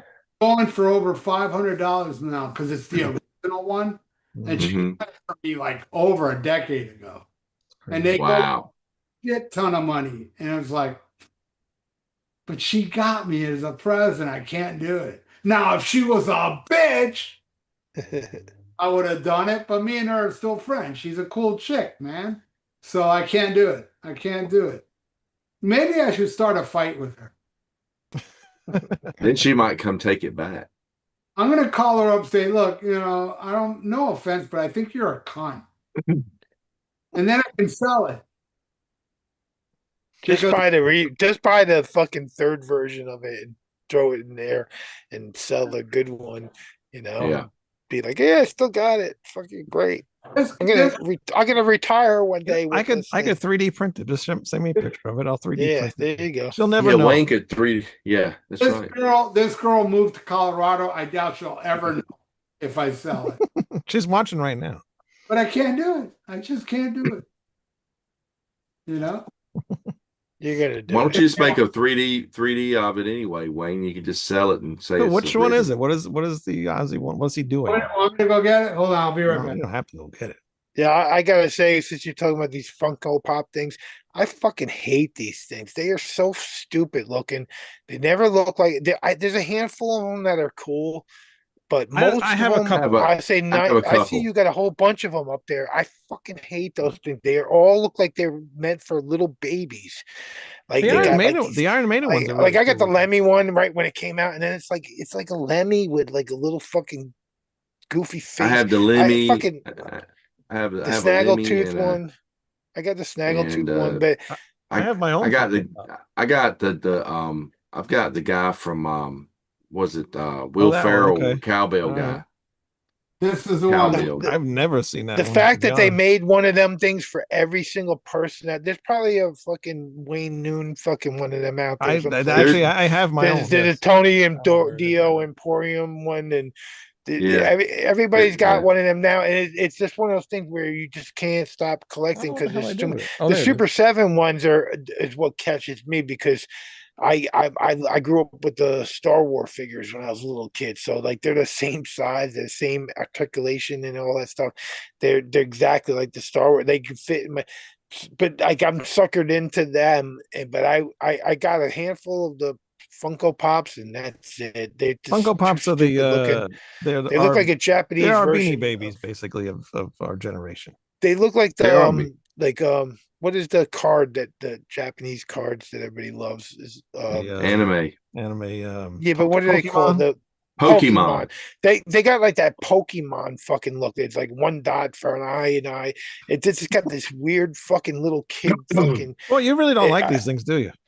You know what's funny is Yes, like cool. I was at a horror convention once and one of these vendors was selling these teddy bears and they were the misfits, but they were teddy bears. And I was with my I see fucking what friend Wolf. My friend Wolf, he's like they used to call him Wolf, they called him Caveman. He was just like drunk and just fucking ready to rage all the time, real fucking mental fucking one of my favorite people of all time. But we were in there and we were walking around the horror convention. He sees these things with the misfits, and they were all the misfits, but they were teddy bears. And he was like, "This is fucking abomination. What the fuck is that?" And the guy who was selling them was just cracking up. They thought it was the funniest thing because it's like, yeah, what the fuck is this? Misfits fucking teddy bears. It's like so stupid. It was like they were getting like kissed. What is They that? Is were that Alice playing, Cooper? Oh, it's Alice selling Cooper. every fucking thing. you could think of, and it gets to be just fucking too much. At one point, you just gotta be like, yeah, fuck this. And I know I have a friend that has like 1 million of those Funko Pops, and it's crazy that they're worth like a ton of money, and it's A kind lot of of cool that a lot of he money. collected them as far as that, as far as money goes, that it's cool. But I never was a collector thinking like this shit's gonna be something I'm gonna sell later. Like I only Yeah, collect yeah. stuff that I love, so I never was into that. I when I was working at Caroline Records, I did buy a couple of things that I was like, oh, this might be worth something someday. And I got like an unsealed Nirvana vinyl of the Unplugged and stuff like that. I got a couple of things like that that I just like bought because it was like wholesale prices, and I could get it, and I knew I could someday do. But when I look back at working there, I could have fucking be a millionaire now if I would have fucking bought everything that if I thought that way, I could have really fucking become Ralph, are rich. you gonna make that a space bear? Yeah. You're making a space bear. I have the funniest story about that teddy bear. It's quite hilarious actually. There's a guy that I was seeing this girl and this dude was very jealous about it, right? And he was trying to make that girl stop seeing me, right? And he gave her that teddy bear. And he pissed her off one way or another. And she told me all about, oh, he's saying all this bad shit about you. I want you to have this. He gave this to me. And I showed it off. This was back in the MySpace days. I was like, hey, look, I got a fucking Decades. Alice Cooper teddy bear, and this guy got super pissed because he gave it to that chick. Motherfucker talked shit about me, and look, I still got it. And that girl was evil. I wish she would have gave me that goddamn Aussie pop up thing. I would have. I was gonna bring up a singer that I like that Bad Company just got into Rock and Roll Hall of Fame, whatever. And of course they induct the classic band. And I saw where Simon what's the drummer's name? Simon Kirk. He said something about he thought that the albums that they did in the late 80s, early 90s with Brian Howell on vocals tarnished the band's legacy. I'm like, nah, man, you had hit freaking albums, man. They did big tours. I mean, I've got all of them. And I mean, these are gold albums. I mean, these albums went gold. Nothing But Trouble and or Here Comes Trouble and Dangerous Age, and Holy Water went platinum for them. See, to say that those albums don't fit in their history, I mean, it tarnished their history. I think he's wrong because they're really good records, and Brian was a really good singer. He just kind of carried them into a different era of the band, Yeah. That's just my 2 cents. I like those records. I think they're good hard rock records. Matt Barlow from Iced Earth. Oh yeah, absolutely. A great one. Yeah, He I mean, was, Yeah. he the was the first, third singer, right? third singer. Yeah. Mm-hmm. Yeah. Second Yeah, singer Yeah. that they He had was pretty. he is to me, he is the voice of He is. Iced Earth. Oh, They yeah, can yeah. have whoever they want, but he's gonna always be the singer. I love the Ripper. Glorious Burden, I thought was a hell of an album. It's a really good album. But yeah, I prefer Matt Barlow, but I'll take Glorious Burden over those Priest albums any day. Mm. I thought that album was just viciously awesome. Mm. But yeah, that's a great pick, Matt Barlow. Eric Gronwald, the guy that replaced Sebastian Bach. Well, he replaced Johnny Solinger and 5 other singers. Eric's amazing singer, man. That He is guy- a really It's such a shame because of his health, because that dude was doing shit Sebastian Bach couldn't even do when he was young. And you got to think about, that there's a certain note in that Sebastian sings in the song Living in a Chain Gang. It's like the highest note he ever sang. That when I saw Slave to the Grind tour, and you can also see it on YouTube, he couldn't hit that note, even back then. And Eric Gronwald is like 10 years older now, and he can hit that note with ease. I think he's a better singer than Sebastian Bach. He oh was yeah, but much better. much better singer. A lot of people, won't say that because it's Sebastian Bach. It's the same thing with Wolfgang. You're gonna tell me, and I love Michael Anthony. I love Michael Anthony, bass player. But you're gonna tell me Michael Anthony can do the beginning of Chinatown? What fucking Wolfgang does with his dad on Different Kind of Truth? That shit sounds like Billy Sheehan. Wolfgang is doing Billy Sheehan shit. I mean, he's a better bass player than fucking Michael Anthony. Yes, I prefer Michael Anthony in the band, of course, but if we're talking technical shit, a lot of people will never agree that Wolfgang is a better bass player than because they're tainted. Just like the Sebastian Bach fans, they're tainted. If it ain't Sebastian Bach, I don't care if their singer is better. It's not Sebastian Bach. People are pickle whistlers, but I'm thankful for them because many of them tune in, and I enjoy you pickle whistlers. Keep watching. I have nothing against you. I giggle at you quite a lot. I mean, I go to sleep laughing about you, but I'm also grateful about you. What's know? the deal, Pickle? That's right. My voodoo doll. I got a voodoo doll for every one of them. I just haven't bought the needles yet. It's coming. Yeah, pricks, but I enjoy it. Oh yeah, and that's another thing. I am very thankful for everybody watching now. I'm very thankful for the subscribers of my channel. I'm very thankful for the almost humanoids. You know, I'm very thankful for that shit. I'm thankful for my girlfriend. I'm thankful for my mother, who's a complete pain in my ass, but I'm still thankful because she's my mom, you know? I'm thankful for my brother, my cousins who I hung out with today. And I lost a friend this week, man. This really hurts. His name was Lewis, and he really was one of the good ones, man. That Saw guy, your post about that, man. yeah, that guy bought me a ticket to see Aerosmith with Cheap Trick back in 2012 or something. And yeah, I found a picture of that night we took. I was like fucking 230 pounds back then. I was a big boy. But Lewis was awesome. I couldn't believe. I was like, because he was young, he was very healthy, you know. And I still don't know what happened to him. I heard he was complaining about neck pain. That's all I know so far. Hmm. But he was a really good guy. And you know what's horrible about it? His sister died of cancer. His dad died of I don't know what. And the mother's alone now. I mean, how horrible is that? And then like right before Thanksgiving, too, right before the holidays. Yeah. So, you know, anybody, if you're on my Facebook, there is a GoFundMe for his funeral expenses because you can't afford that shit. You know, if you could help anyway, $1, anything, doesn't matter. I would be eternally grateful. But rest in peace, Lewis. He was one of the good guys. I mean, there's not a lot of people in life that are, hey, I'm not a good guy, but I'm just saying this guy was fucking awesome. He was just a nice person. You know, he was a good soul, you know, and it sucks when somebody like that, you know, dies so young and Sammy Hagar's still alive and that guy's 100. I don't wish death on Sammy Hagar though. I'm not Ian Wadley, but sad, man. So rest in peace, my friend Lewis. It's devastating.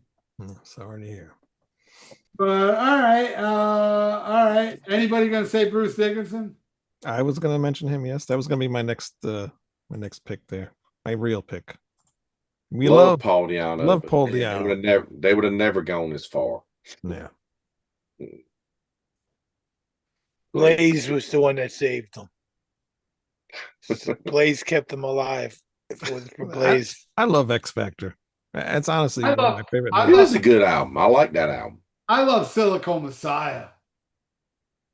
That's the best thing Blaze has ever done, if you ask me. It is. That's a In- very good album. In the Peanut Gallery, Dynamite Ted Tripp says, no, it's Bob. Actually, Bob R4B6V says Tony Harnell from TNT. That's right. He was a replacement singer. The original guy sang in their native language. I did not know that. I didn't DD know that. Dynamite. Yeah, I didn't know DD that. Dynamite. I own Knights of the New Thunder. I thought that was their first album. There's actually a self-titled, just a TNT before that and an EP I that came out before. Yep. did not know that. I had no idea. I only own two of their albums, Nights and Tell No Tales. I don't know anything else. But Yeah. wow, Tony Harnell, great singer. You know, Excellent singer. Yep. That makes me think of TT Quick with Tornillo replacing Udo. But I mean, He's I got a shitload of things written down, but I think the original singer is always the better one. I can't. I like Udo more. I love what Mark did. Blood of the Nations was my favorite album of 2010. But yeah. I will He does always, a good job. Very good job. I will always And prefer. they're on tour with Queensryche right now with Todd LaForey. They're fucking kicking ass, man. He's like, I think he's been like really fucking keeping them alive, like, Jeff Tate's fucking one of a classic vocalist back in the day and stuff, but he just got like ridiculous as the years went on. And I think they made a great move by getting this guy, and it's really cool to see them still be successful with a singer replacing such an iconic kind of singer. I think that's pretty cool. Like, I think he's like a better front man at this point, but I'm not gonna say he's a better vocalist, but I mean, he could do everything that Jeff Tate did, and it's one of those ones you can argue about. But I mean, maybe they have the more iconic albums with Tate singing, of course, but he's definitely keeping that band alive, and they're out there kicking ass live on the stage. Oh yeah, man. There's singers I think do an excellent job that I might like the original guy better, but the replacement guy's doing an excellent job, and I like Yeah, what it's they've like done with them. it's like what's his name? I prefer St. Holmes, but what's his name? Charlie. Charlie Hunnam. Charlie Hunn. He's awesome. Yeah. Though I prefer Derek St. Holmes, so it's hard for me to say, well, I'm thankful for Charlie Young, but Charlie Young did a great job. He did, and his band Victory kicks ass too. He was in a band called Victory. That was really cool. I'm a big fan of Zach Stevens. I like the stuff he did with Sabotage, but I like classic Sabotage even more. With John. Yeah. Yeah. I mean, I got a whole list of stuff that I wrote down, but one of the few that I could think of that I like the new singer over the original singer, it would be Cannibal Corpse. I'm wearing the hat. I think Barnes was great when he was in Cannibal, and it's hard to say what my favorite Cannibal albums, because they're one of the most consistent death metal bands of all time as far as how many great albums they have. But Corpse Grinder is definitely way cooler frontman. He's on stage, he has way more presence. I think he's a better vocalist, but something about those early Barnes days, they're such great albums. They were such a unique band and had the originality and stuff. But I'm thankful that Corpse Grinder stepped in. Besides that, like, I mean, I wrote things down like the Misfits with Danzig and Graves. Yeah, of course, great. Danzig's way better than Graves, and Venom with Cronus, and then Dolan comes in. Anthrax had Turban, Belladonna, and then Bush. So that could be a discussion there. I'm sure everybody's got a different person that they like there. And then, Cro-Mags with John Joseph, then the bass player sings on the next album. Exodus is one of those bands with three different singers, Bailoff, Zetro, and Dukes. I love the Bailoff album, but it's only one album. So how do you put that against all these Zetro albums? And then even Duke's got a bunch of albums now. It's like I got a very interesting one. The singer that replaced this singer, that is my favorite album of this band. But the following album with a different singer, I think he's a better singer. I'm talking about Don Doherty on Dark Angel. I like Dark more of the time. Time Does Not Heal, but I like Ron Reinhardt more as a singer. not me. No way. I do. No way. I do. I to me, Darkness Ascends is the ultimate album by them. Darkness And Ascends is my favorite. Darkness Ascends is my favorite. I love Leave Scars, but that was it. After Leave Scars, I didn't like Time Doesn't Heal, and I didn't care about the new album. I meant Leave Scars. That's what I meant. Yeah, Leave Scars I thought was great, but I didn't think it was better than Darkness Ascends. Oh, And then everything after that, I didn't even care about. Like I thought Time Doesn't Heal. I thought it was a horror. Like I didn't. I wouldn't say it's a horrible album, but it was just a big disappointment at the time because everybody was getting heavier and heavier, and then that was a step down for me. And for them, they were definitely getting more, a little more commercial sounding, or I don't even know what it was that it just didn't hit me the way Leave Scars did. I thought Leave Scars was great, but then like hearing the new album, everybody had like this high expectation for the new album, and I had just seen them just like 2 years ago when they reunited with him, and I was disappointed that it wasn't Don Doty, but they were doing Darkness Ascends in its entirety. So I went down to see him, and Whiplash was opening in Prong, so it was a fucking great bill. But and they were great Dark Angel that night, but they were doing the Don Doty songs, and yeah, when the new album came out, I was like, I mean, I haven't heard the whole album, but I was just like disappointed right away in that guy's Reinhardt's voice there. I think Doty was definitely, they should have went with him. But I have a friend that's seen Don Doty a couple of years back, and he said that he was horrible. Like he was like in a band that was playing the Dark Angel song. He said he couldn't sing for shit. So maybe that was a big part of the decision not to even try to bring him back. But at first, when they announced that they were reuniting, they announced that Don Doty was like the first one to leak it, that he was like, they were doing it with him.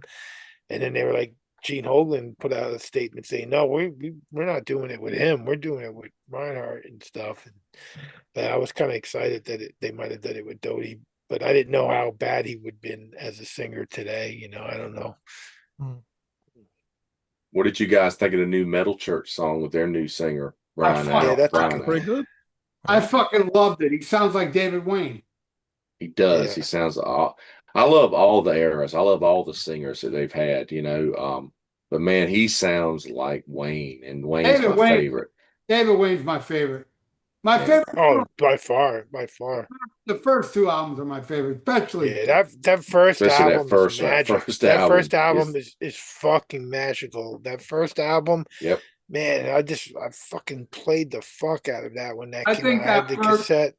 the first Metal Church album has one of the greatest 1-2 punches to start an album. Behind the and Metal Church. Yeah, Behind the Black. Yeah. Beyond the Black and Metal Church. Yeah. Dude, and the drums on that album. Good God, man. What- The drums on what- that first album. An inventive drummer, rest in peace. What he Kirk does, Harrington. what he does on My Favorite Nightmare, where he's playing Yeah. he's playing Oh on. yeah, that's so cool, right? That is so inventive, Yeah, everything is so clear, and it for like real heavy music for that time, it was kind of like real spaced out and clear. And even the next album, The Dark, is such a fucking great. I got to see him open up for Metallica Master Puppets tour for the Dark album, and that's to have my vintage concert shirt from that. And I'm glad and thankful that I got to see them back then. But and then I didn't really care much. Like I thought the next album with the other singer was cool, but it was like they were just something different now. And I was getting into heavier and heavier stuff, and then I kind of ignored them for a long time. And I thought the last album with the guy from Ross the Boss singing, I thought that kicked ass. I was like, wow, they're lucky they got this guy in there now. And now he's already gone, and they got this new guy. But the new guy does have that more of a David Wayne kind of feel. For the one song that I heard, it's definitely got like a David Wayne feel. And I imagine he could do the David Wayne stuff really good if they're going to play a lot of that stuff live. But they've been lucky to always have a good vocalist come in, and what are they up to, like 4 now, I Yeah, guess. Ken Mary's on drums, and Dave Ellison with the super fast right hand is on bass. Gets a lot of practice on that hand. Yeah, He's a good plucker. He's a good plucker. good for him, man. He'll that's a great lineup they've got. They really have. Yeah, I always thought it was crazy when they came back, when they first came back, when they had Ronnie Monroe in the band and stuff. Kirk, Kirk pretty much Kirk Vanderhoof I'm talking about. He was always a writer for the band, but he left the band as far as a touring member with Blessing in Disguise, but he was always writing the songs. He wrote the songs on that one, and he wrote stuff on Human Factor, and he was always in the background. But now he's back, and he's the only original member, and he's the one, pretty much driving the train now, I gotta say, I think it's a perfect song. Because you see, Metal Church for me were kind of spotty after the first two albums. But a perfect epic song is off that terrible album cover, Hanging in the Balance. There's a song called End of an Age. It's an epic. It starts mellow, it gets heavy, gets super fast, and then it gets back to mellowish. It is a fucking masterpiece. Check out End of an Age off that terrible album cover. I That think is a terrible. that's the Good worst album. Oh, yeah. Yeah, that's the fucking worst. They're supposed to I heard Rat Pack Records might be reissuing this on vinyl, and of course they might just change the cover and make it a They little better. more appealing. They Yeah. better. I mean, what the fuck, man? Yeah, I don't Conductor. have a problem with that. Like, it's not like when you replace a member and you re-record. If you're gonna replace the cover, that's cool if it's a fucking shit cover, and that happens all the time. But like Hellstar replaced their cover with like some like spaceship on the first album. I Yeah, like the original cover better. yeah. And then with the same thing red, with Corner did that with the Punishment for Decadence. I like the original cover, but every now and again, if it's a real shit cover, yeah, then you don't have a problem with it. I think the Corner record that you're mentioning, the US version had the skeleton playing the violin, and then the European Yeah. version had that other which was a licensed painting. So maybe that's why they didn't get the rights to Well, put it I out in didn't North see that. America I or didn't see something. that. I didn't. Well, I didn't know that they came out at the same time with different covers. I always just thought that was years later that I started seeing like this other cover, and Mhm. it's the same thing with something else, but I can't remember right now. But like Carcass, they did that with their first two albums, and they just made like totally different. But you understood it because it was all body parts from real people.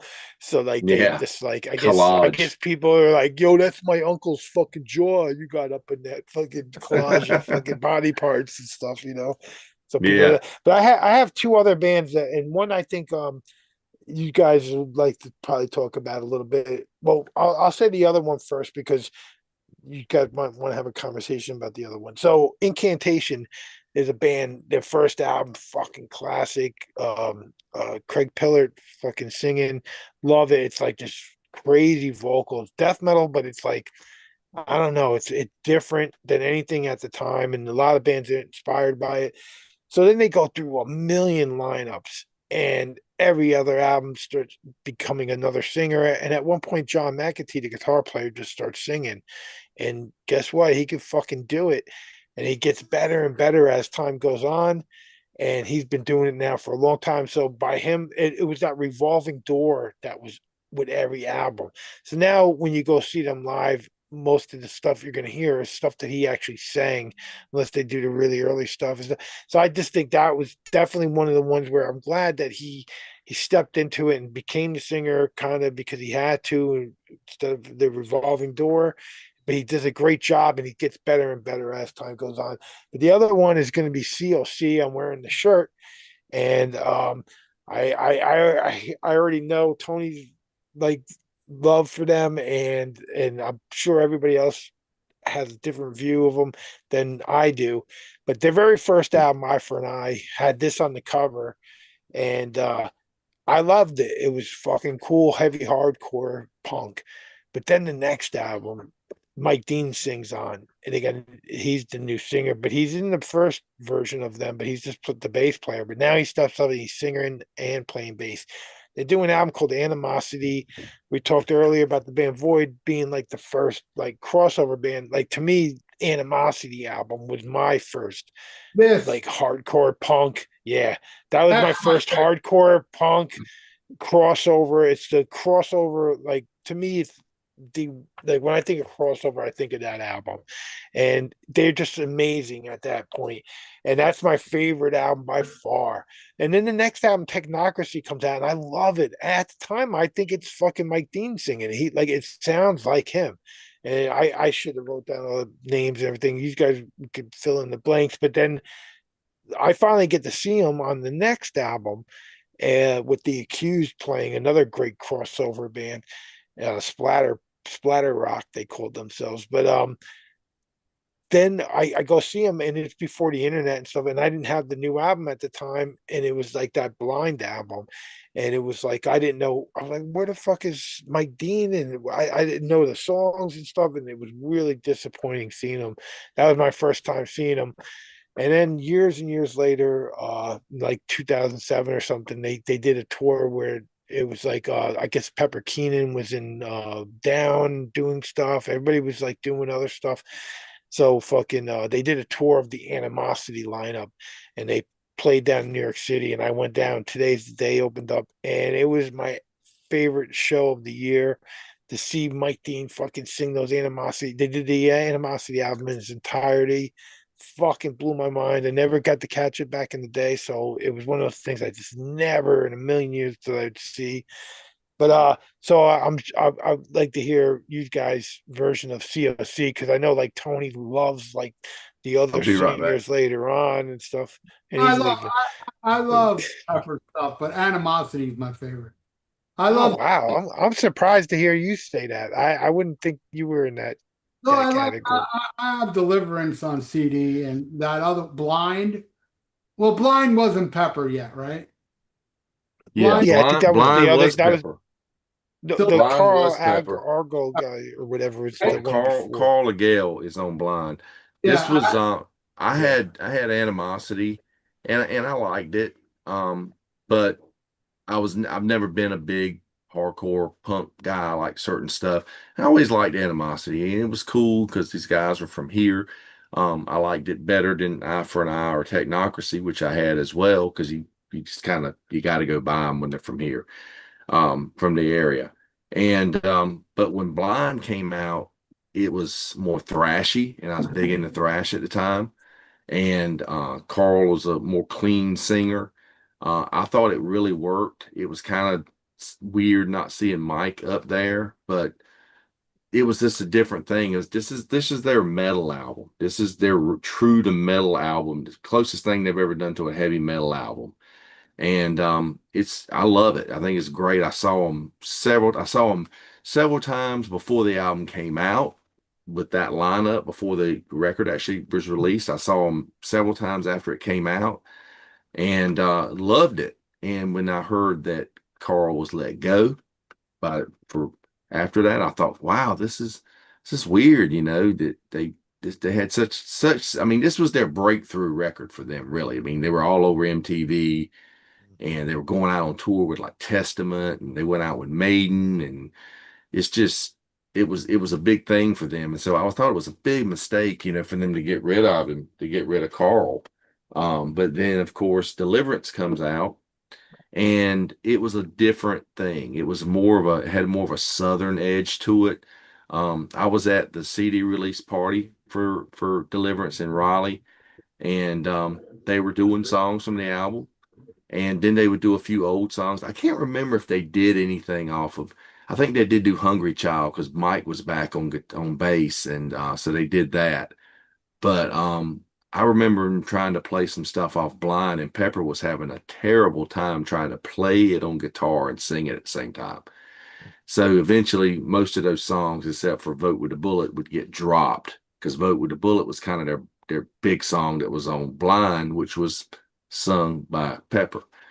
It's just all been kind of weird that, I've been around those guys and heard the stories from both sides. And, I mean, of course they had huge success with Pepper, and they've made some great records. I mean, some really good hard rock records. But they're listening to, COC, like "In the Arms of God" versus Animosity, is two different things totally. It's kind of like when you compare Pantera's early stuff to what they did later on. It's two different things altogether. And I always thought but they should yeah, have changed the name. I always thought they should have changed the name after yeah, Technocracy. It but it just was was a but it was different sound. It was like totally flip flop. Some bands like will like slowly like change album by album and album by Voivod and stuff like that. But they just like boom, it was like a Yeah, totally Voivod's one of those bands that just sounds totally different, but they just kind of morphed into that kind of. I kind yeah. of got to say, COC kind of did that too because, I mean, they kept going, and Reed when Reed left the first time, um, he was having some back problems and stuff, but he was quoted in an interview as saying that Pepper came in and kind of changed things, and he was quoted as saying he turned us into Raleigh Hatchet, he liked to call it, because of the Southern rock edge that was. I mean, especially America's Volume Dealer. That is a super Southern rock, hard rock Yeah. record, great record, but totally different than the stuff in the past. And yeah, I mean, then Pepper left for a while, and they did a couple of albums with just the original three-piece, Woody, Mike, and Pepper. I mean, Woody, Mike, Reed. Reed. And that's when you saw them count. You saw them during that period. They did 2 albums like that. And now let me tell you, they're from Raleigh, but they would play. I seen them play in a small club with that lineup, the 3 original guys, and it might pack out at 200, 250 people.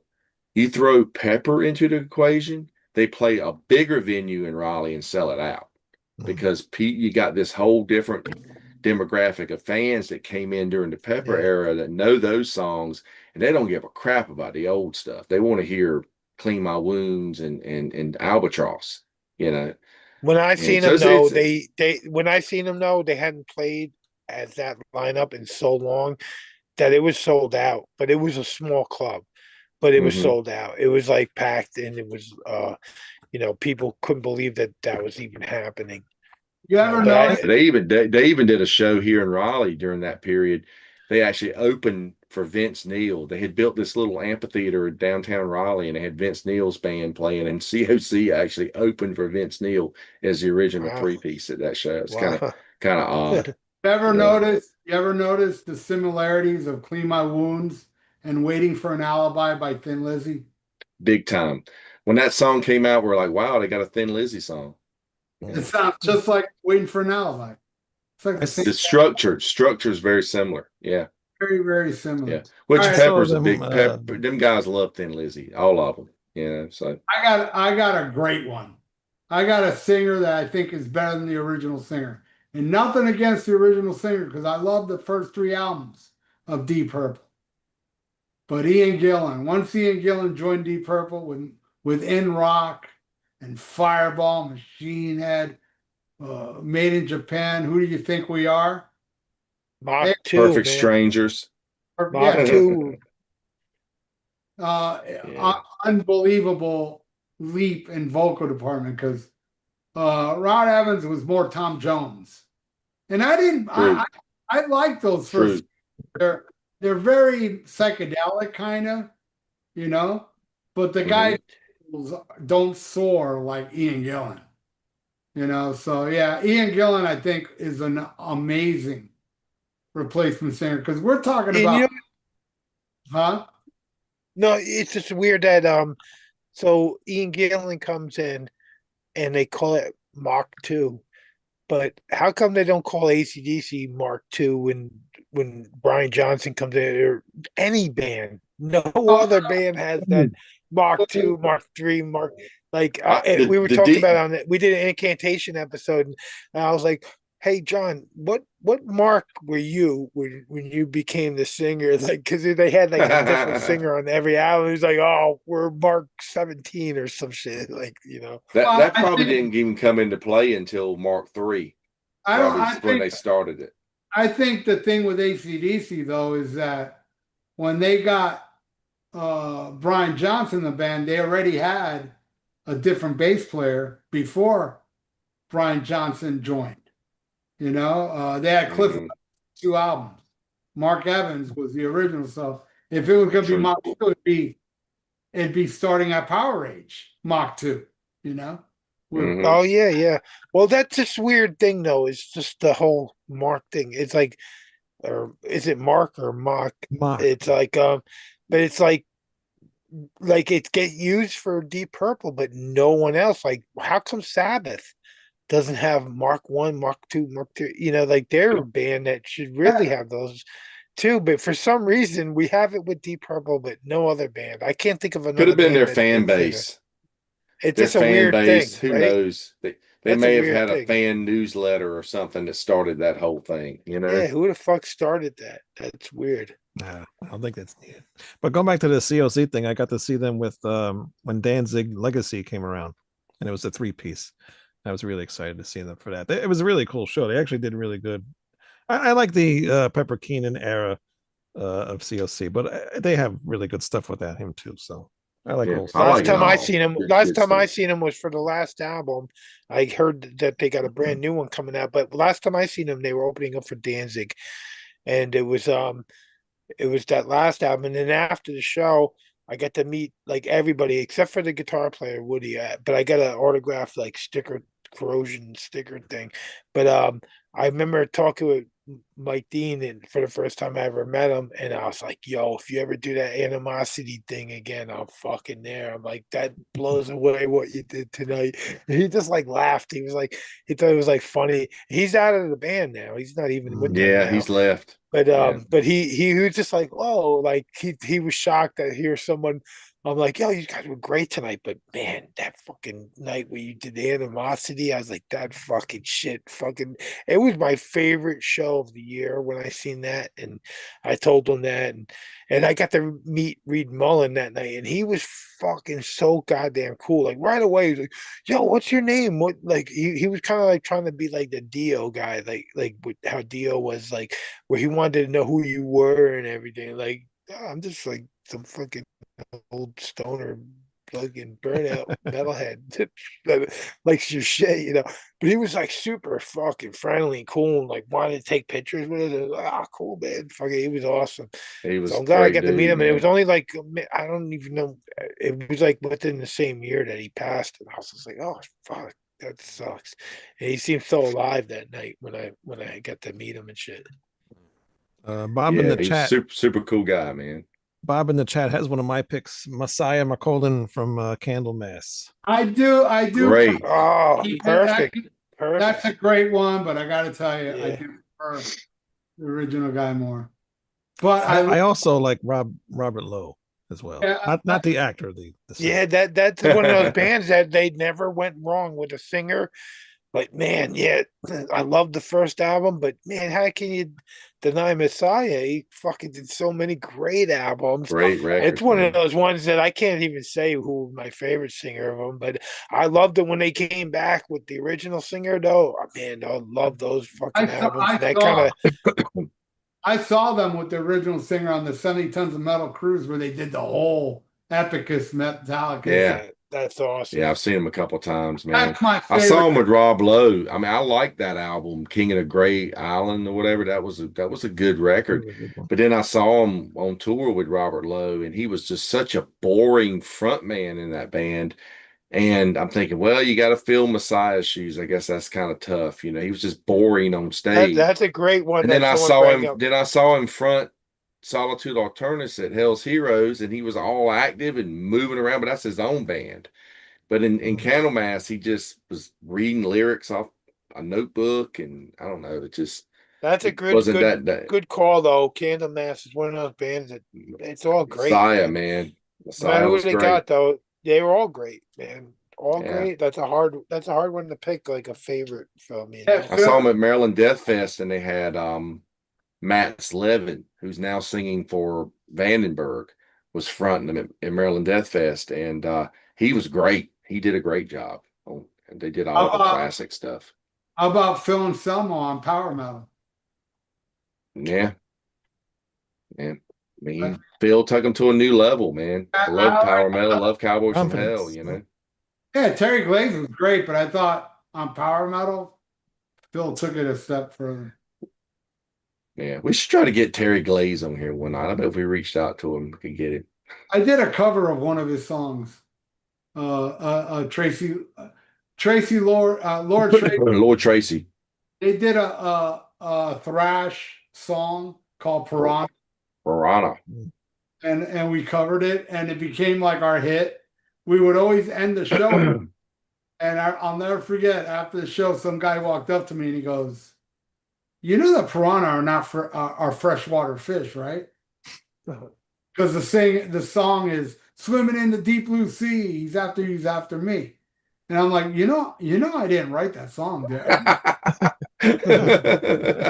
Yes, I'm aware that, and I'm sure Lord Tracy knew they are freshwater, but it was a thrash parody song, you know. And what Hey, we, yeah, go ahead. I was gonna say we talked about earlier about Molly Hatchet. I love Danny Joe Brown, but man, my favorite Molly Hatchet record is Beating the Odds with Jimmy Really? Farr. I love Jimmy Farr, man. I love that fucking album. The That's my Rambler, favorite Molly Hatchet record. Rambler is, but Mhm. my favorite's the first two. Well, really the first one. But yeah, I saw the Beating the Odds tour. I saw the Flirting with Disaster tour. Wow. Then I saw a reunion with Danny Joe Brown like in the late 80s. I saw Molly Hatchet 3 times. My brother, I was telling somebody, I think it was you guys. My brother just saw Molly Hatchet. Was it you guys? Yeah, yeah. You were telling us about it, and you said you didn't see Molly Hatchet. You saw a cover band. Yeah. Yeah. Yeah. Is that Once Molly left the band, I didn't care no more. really? Yeah, she was the best. You're not into the Hatchet? Not unless Molly's willing it. I don't know. You didn't like Jimmy Hatchet? There's a band out now called Ruby the Hatchet, Yes, but it's they're got good. D in between. Yeah, cool band. I've seen them. They're good. Yeah. I like them. Yeah. But yeah, that was a good replacement singer. John Bush and Yeah. Anthrax. Yeah, Neil Turbin with Joey Belladonna. That was one of the bands I had written down. But you got three of them. John Bush. Who do everybody's got I their love Joey, favorite. but John Bush and Sound of White Noise is their best. I prefer Neil Turbin, but Yeah, then me would say too. Sound of White Noise. I would I put like some of Sound of White Noise, and I like some of the record after it, but I was never sold on John fronting that band. I always thought Joey Yeah. should have been the front man. I like Well, Neil Turbin, but I like Spreading the Disease a lot. I Yeah. think that's a good That's album. my And favorite. Among the Living was to me their biggest. That was their prime. that was a Among the Living. disappointment for me. Yeah. But That was a Friend big of Disease, album. Friend of Disease is my favorite Belladonna album. Mine too. Anthrax. That album destroys. Love Yeah. Fistful of Metal, Sound of White Noise, Friend of Disease. Those are my top three. So my top three are with all three All different, three different singers. Yeah. you know. But That's what's cool about this topic. This is a cool topic. Like I didn't know we were going from like, oh, we got to pick our favorite. That was the replacement. Be thankful that like 'cause a lot of them are like, yeah, I like like Paul Bailoff is my favorite from Exodus, but I like that Zoutro stepped in, and I like that Duke stepped in. It's like same thing with Candlemass and stuff like that. That was a great one. And if I really look through my collection after like hearing Candlemass, I'm like, oh yeah, what the fuck? How did I not think of that one? But it wasn't. I just wrote down a handful of them without even like looking through my collection. If I really look through my collection, there's a million of them. We could probably do like five parts of this we episode. we didn't have time to study really. Yeah, so I we did. we just I wing made it. a We whole just list. wing it, which is cool. But that's what's great I was about the prepared. fans or the viewers to chime in and bring up Candlemass. Oh yeah, fuck. We none of us said that one, but so thank you to whatever viewer. Fucking Nightfall and Ancient Dreams are so incredible, so unbelievably killer. But man, Nightfall Yeah. was my first one. That was my first one. Mine It too. wasn't until like I went years without paying attention to them, and then when they reunited with the new singer or with the original singer and they put out that album and Tony Iommi was on it, that's what really caught my there's this Candlemass with Tony Iommi, and Tony Iommi hadn't done anything in a while, and I listened to that album. I was like, oh my God, this fucking rules. I thought it was so good, that album. And then I just fucking went down the rabbit hole and I had to get everything by Candlemass. I went backwards and picked up everything, you know. I have like such a fucking ridiculous catalog of it's like a giant stack of Candlemass CDs, you know. Same thing happened to Yeah. me. Yeah, It they're hurts. fucking It hurts. great. And they're all good. They're all good. There's not a shitty album Mm. by No, them. Like every no matter who's singing or whatever, there is not a shitty album by them. Yeah. you guys know this EP is pretty good, Yep, I got that. Yep. and this That's the one one that's got Matt's Living on it. Yep. here's another EP. Yeah. The Pendulum and Death Thy Lover. But yeah, I love me some Candlemass, and yeah, Excuse me. Messiah is awesome. But man, that first album, man, Solitude. What a song! Yeah, that band is just beyond amazing. By the way, Yeah. Ralph has mentioned the Accused earlier. I never heard of them till recently because of a great viewer, King Dinosaur, asked me to rank a bunch of bands, and the Accused was one of them. hmm And I've heard of them, but man, I heard that shit. And I was like, man, this shit's good. You know, How the fuck did you miss them? I've What heard world of would you have been in? If you heard Animosity, how did you not hear More Fun Than an Open Casket Funeral or Martha's Favorite Greatest Stories Ever Told? How could you not? How is that not in that same world? I don't understand I that. don't know.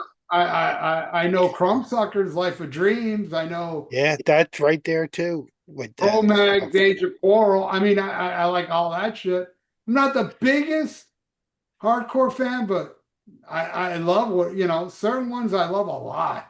Look, So I SA, seen the accused. I seen the accused with COC back then. That was my first time seeing the accused. I just seen them again. Now it's accused AD because it's just Blaine the singer. But they did what they called was splatter rock instead of crossover metal or whatever, you know. But they were fucking horror. They were like the Misfits, but like thrash crossover. Fucking awesome. Martha's Greatest Stories Ever Told, though, Ralph. If you don't, if you, I don't know what album you're listening to, but try to remember to listen to that album. I actually we did an episode where we did our favorite album covers of all time. That was one of the early episodes I did with you, and I had that as my number one. That was my number one. So that album is fucking godly. It is so cool. There's nothing like it out there right now. There's nothing I can compare it to. It's like, yeah, it's crossover, but it's this horror and it's funny and it's there's nothing like it. Listen to that Martha's Greatest Stories Ever Told. It's fucking awesome. I will check it out for sure. I'm looking into Peanut Gallery here, and one popped up by Ronnie Parker says the second singer of Tigers of Pantang. Yeah, John Derville, to me, great singer. I like that first album, but Jess Cox's vocals are really rough on there, and I think John's a much better singer than Jess was. And then someone mentioned Ray Adler from Fates Warning being the second singer. I prefer John Ark. Yeah, I John Ark prefer era is my John favorite, Ark. but I like Ray Adler. I mean, No, I love like the Ray. No Exit. I like Ray, but man, Night of the John Ark. Broken, those are my favorites. Spectre Within, man. Spectre And Within. Awaken the Guardian. Yep. Yep. All those albums are my favorite. Yeah, one of the best concerts I ever saw in my life was seeing the Awaken the Guardian lineup perform at Prague Power, and they did that whole album, and then they played some stuff from the earlier records after that. God, they were so good. Yeah. Nice. That is awesome. All right. Any more? Randy says what you guys were just talking about, Count. Randy Joey says that Blaine from The Accused was in a band with Duff McKagan called The Farts. Okay. Oh yeah, yep. That's fucking Duff McKagan. It's definitely like an old school fucking hardcore crossover fucking He metal. loves that Oh, stuff, man. yeah, and yeah, the Farts was a fucking early band. Seattle, Were and they as they're good a as was they Seattle. as good as the Sharks? Well, they're a Seattle band too, so that was kind of like a a big influence on the fucking grunge movement.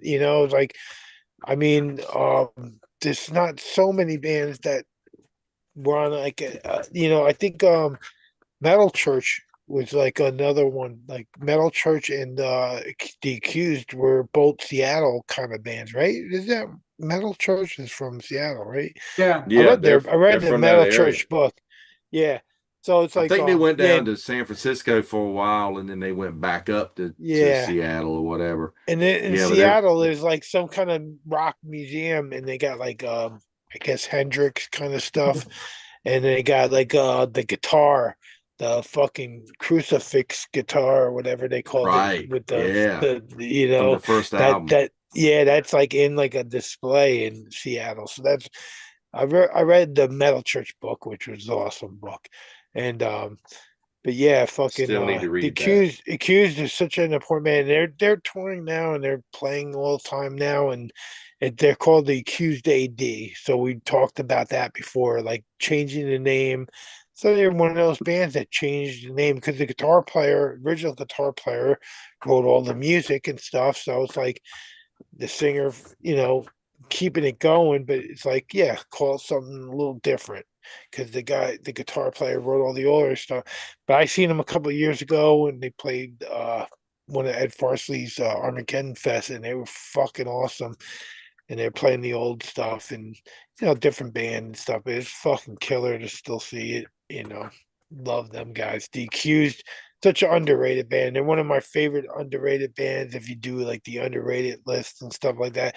In the 80s, I got to see them, like I said, with COC, and they were fucking amazing back then. It was such a highlight to see them back then. They were one of my favorite bands because I love horror movies. I love horror and metal, mix it together.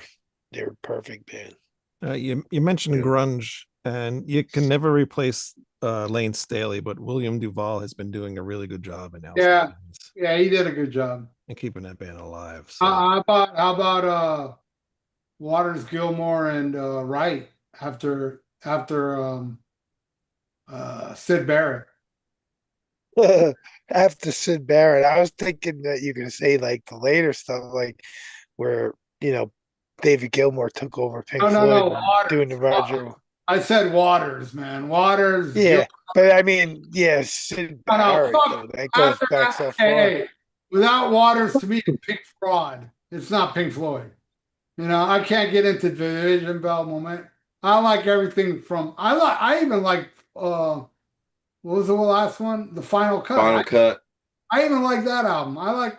There's some of the earlier ones I'm kind of like. Saucer Full of Secrets. The Sid Barrett stuff.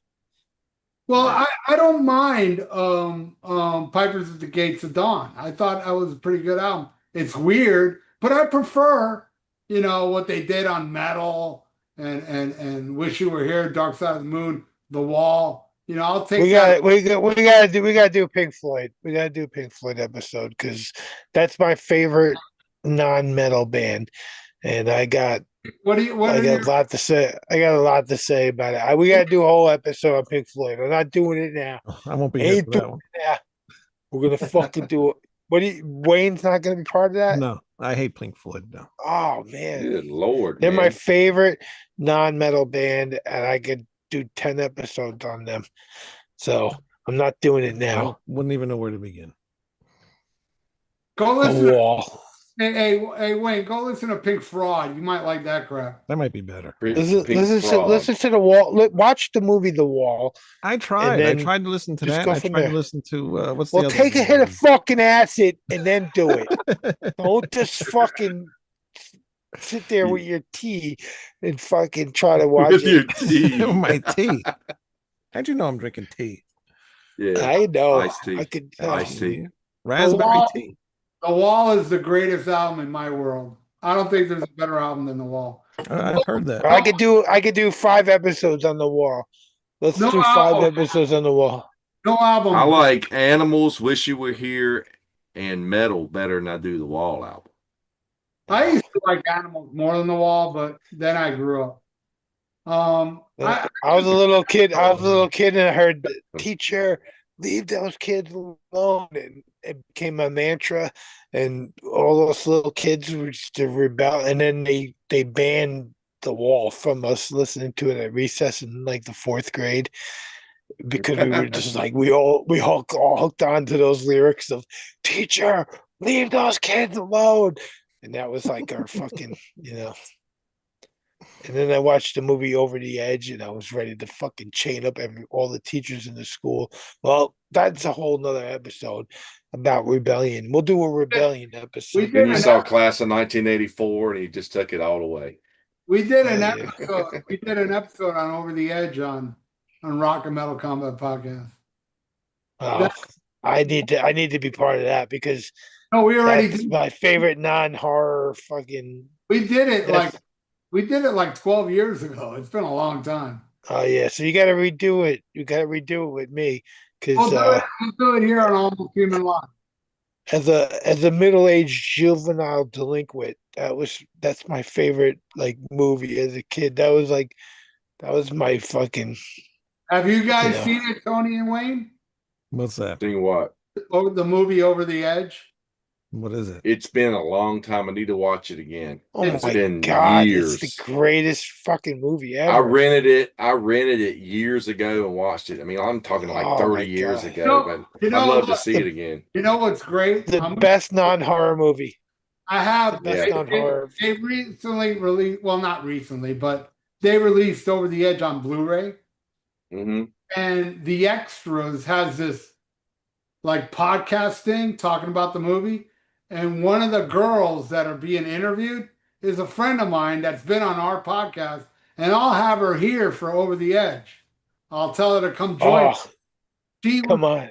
she's part of the Blu-ray, and she's a good That's friend. awesome. Her name is Heather Mondo, and she fucking rules. And I'm gonna hit her up. She's probably watching this episode because she Dude, does. I gotta get the Blu-ray, but we got it. Let's do a fucking Over the Edge episode. I fucking I'll watch. loved it. Let me know when you're gonna do it. I'll Love watch that it. movie. It's on. I'll have to it's watch on- it. I've it's seen on it, Tubi. seen it, heard it. It's my It's- as a juvenile delinquent that Seriously, is it's on Tubi. 55 years old. It's my favorite juvenile delinquent movie of all time. It was like when I seen that as a kid, man. I fucking wanted to do exactly what happens in the movie. Like I love that movie. That movie, Wayne, that fucking soundtrack, Cheap Trick, fucking Van Wait. Halen. Van It's the Halen's best on it. Yep. Yep. Let Ralph go. What? fucking What? awesome. I sent it to you. You said? Oh, no wonder why it looks familiar. Yes. Okay. Yes. All right. I will watch it. Well, here, look, I have two Blu-rays, two separate ones. I bought one of them. I can't remember which of the two I bought, and then my good friend Michael W. Howard got me the other one, and I believe it's this one that has the commentary with Heather. But I'll hit her up. I'll see when because this, and I'll tell you something funny about the soundtrack, which I bought when it was brand new. I never heard of the movie. The movie wasn't in theaters. It was I got the fucking The soundtrack came out last year again on Record on- Store Day. record store And day. now records, yeah. It's actually- Tomorrow get is it. record store day. Are you guys Yeah. going out and getting any stuff tomorrow? I didn't see anything I even Nope. wanted to get. There's nothing even. Yeah, out. there's a What- couple what I cool get it. things for sure, but it's like, yeah, there's a new another Motorhead one, another. They're gonna Alice keep Cooper digging. one. They're gonna keep Nah, rehashing another- live Motorhead Yeah, albums. it's like, yeah, it's cool. If you got the money, get them all. I wish I could just go out and get them all. There's a cool Doors one out tomorrow that I would like to Hey have. Ralph, has anybody sent you the live box set yet? I bought it myself. But I will say there was a really cool guy that sent me some money for it. Because I said I made an episode going, I'm gonna buy it myself. And this dude sent me a nice amount of money. I won't say how much. Nice. And he said, hey, this is to help me buy the box set. But anyway, I can't find the soundtrack at the moment, but I'll tell you the funny story of the Over the Edge soundtrack. was in 1979. I was with my friend who I'm still friends with. He's on my Facebook. Yeah, at a record store, and we saw that Over the Edge soundtrack. Never heard of the movie. The movie wasn't in theaters. Actually, What? that movie was banned in theaters. It was out for a little bit, but very limited run. I bought the soundtrack. I've lived with the soundtrack for 3 or 4 years before I ever saw the movie. And that's how Wow. I got into the Ramones because of that album. That album had Teenage, Wow. and I Yeah, I never forget the Ramones. I always forget the Ramones part of that too. Yeah.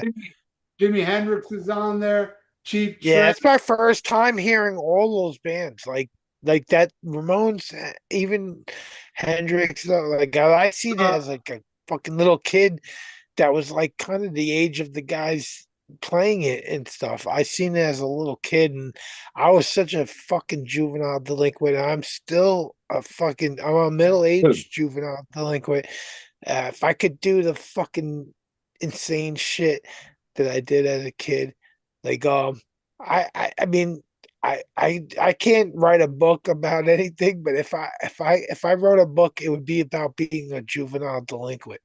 Like I was a fucking I was geriatric cool delinquent. I was a cool fucking pot smoking fucking acid taking fucking juvenile delinquent for a fucking long time, and kind of still going on. And that's why I still love that movie. Man, I would love to do a whole episode on that movie because we've done a couple of movie episodes. I was my first time on the show was we did Terrifier or whatever. Like, but I like doing the movie thing. So if you want to ever, we gotta do a deep dive We into said the we were fucking going to. movie. Well, I bought the soundtrack in 1979, and I didn't see the movie till they gave it on HBO 1 in the morning in 1982 or three. And that was the first. I lived with that soundtrack for 3 or 4 years before I even saw the movie.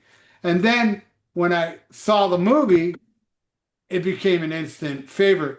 Now the album cover has, wish I could find it, man. The album cover has characters that aren't in the movie on the album cover. There's some guy smoking a joint. He is in a movie. Matt Dillon's on the album cover. Now that's Matt Dillon's very first movie, and he didn't really audition. Like if you get the Blu-ray, you get the whole thing.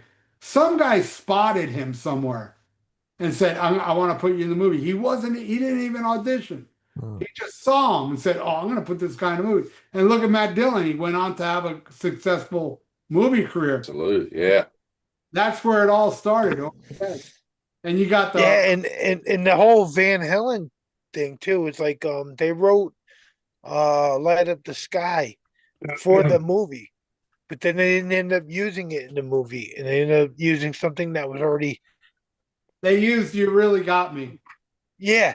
But they wrote that, and then in the one book, fucking ridiculous, gigantic book I read on Eddie Van Halen, and I did an episode with the fucking author, and I can't remember his name, but Tone Chaser. in that book, yeah, Tone Chaser, and in that book they talked about that, and Eddie was like, "Well, you know what? I'm glad they didn't use the song because that movie fucking sucked anyway." And he fucking shit on the movie, and I was like, "Yo, that movie fucking ruled. How the fuck?" It was like such a perfect vehicle for Van Halen at the time. It was like the timing of that movie and the era and something about that time of that movie, man, That's my youth. it's fucking it's my youth too, and I'm younger than you, but I was fucking a fuck up like maybe before you even, I don't know. I was just like that to me, that movie speaks to me so much, in the fucking soundtrack and everything about that movie is fucking godly. I love that fucking movie. I I can't was wait till we born do. when that was released. Oh, 1979. I'll talk to Heather. I know it was limited in the theater and was taken down because of the violent nature. You got to remember, at that time, the Warriors was a band. yeah. That Oh, was another one. Another one. that was Great another one movie. that was Love banned. that. That was banned from theaters. Yeah. Yeah, because it's like, we didn't want to incite. It was like inciting. These movies are inciting something, Well, you they know? were the Warriors. You had gang fights, real gang fights Yeah. at theaters. So they had to pull it from theaters. People were getting killed. Yeah. Like, yeah, they were all claiming their territories and stuff, just like in the movie Yeah. and shit. It's fucking awesome. I met, if we were ever to do a Warriors 1, 2, I would love that because I met a bunch of the guys from the fucking movie and stuff. I would love to do a Warriors and fucking the other one. There's rules. Somebody recently sent me this. It's a Warriors box thing, and it brings Nice. it brings the director's cut, but it also brings the original version. And a lot of people hate the director's cut because of the comic book thing. I prefer the original, but I don't mind the comic book thing. Sometimes I put that one on, but yeah, it's a pretty cool little. It brings 2 discs. I like the comic Awesome. book thing when they That's added so to it. I thought sick. it was cool. I gotta get that deluxe Yeah. version. You know what's awesome is I love right now. My favorite show is the new we did Derry fucking. You're welcome to fucking Derry. It. Yeah, welcome Yeah, to Derry. it's got my Ajax favorite. on it. Yeah, fucking what's his name? Remar.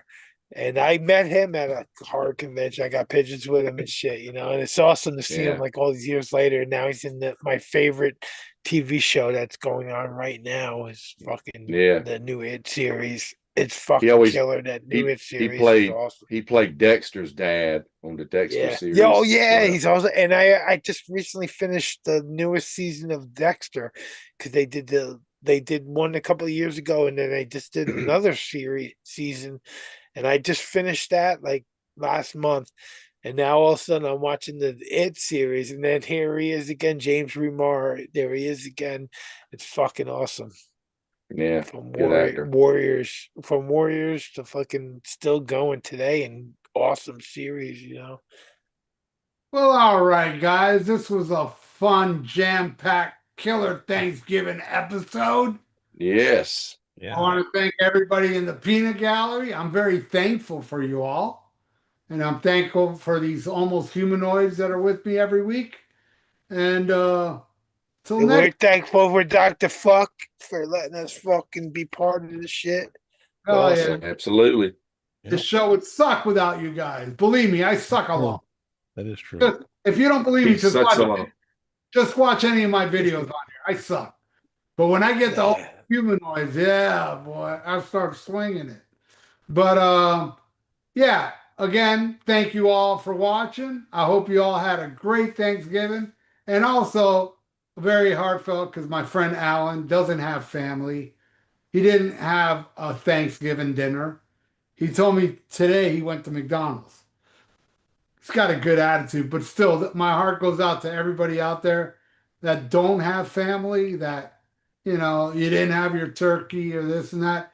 Hey, you're family to me. All right. And believe me, that's all you need. You don't need family when you got me. Right? I'm awesome. As long as I don't do videos alone. I'm the shit.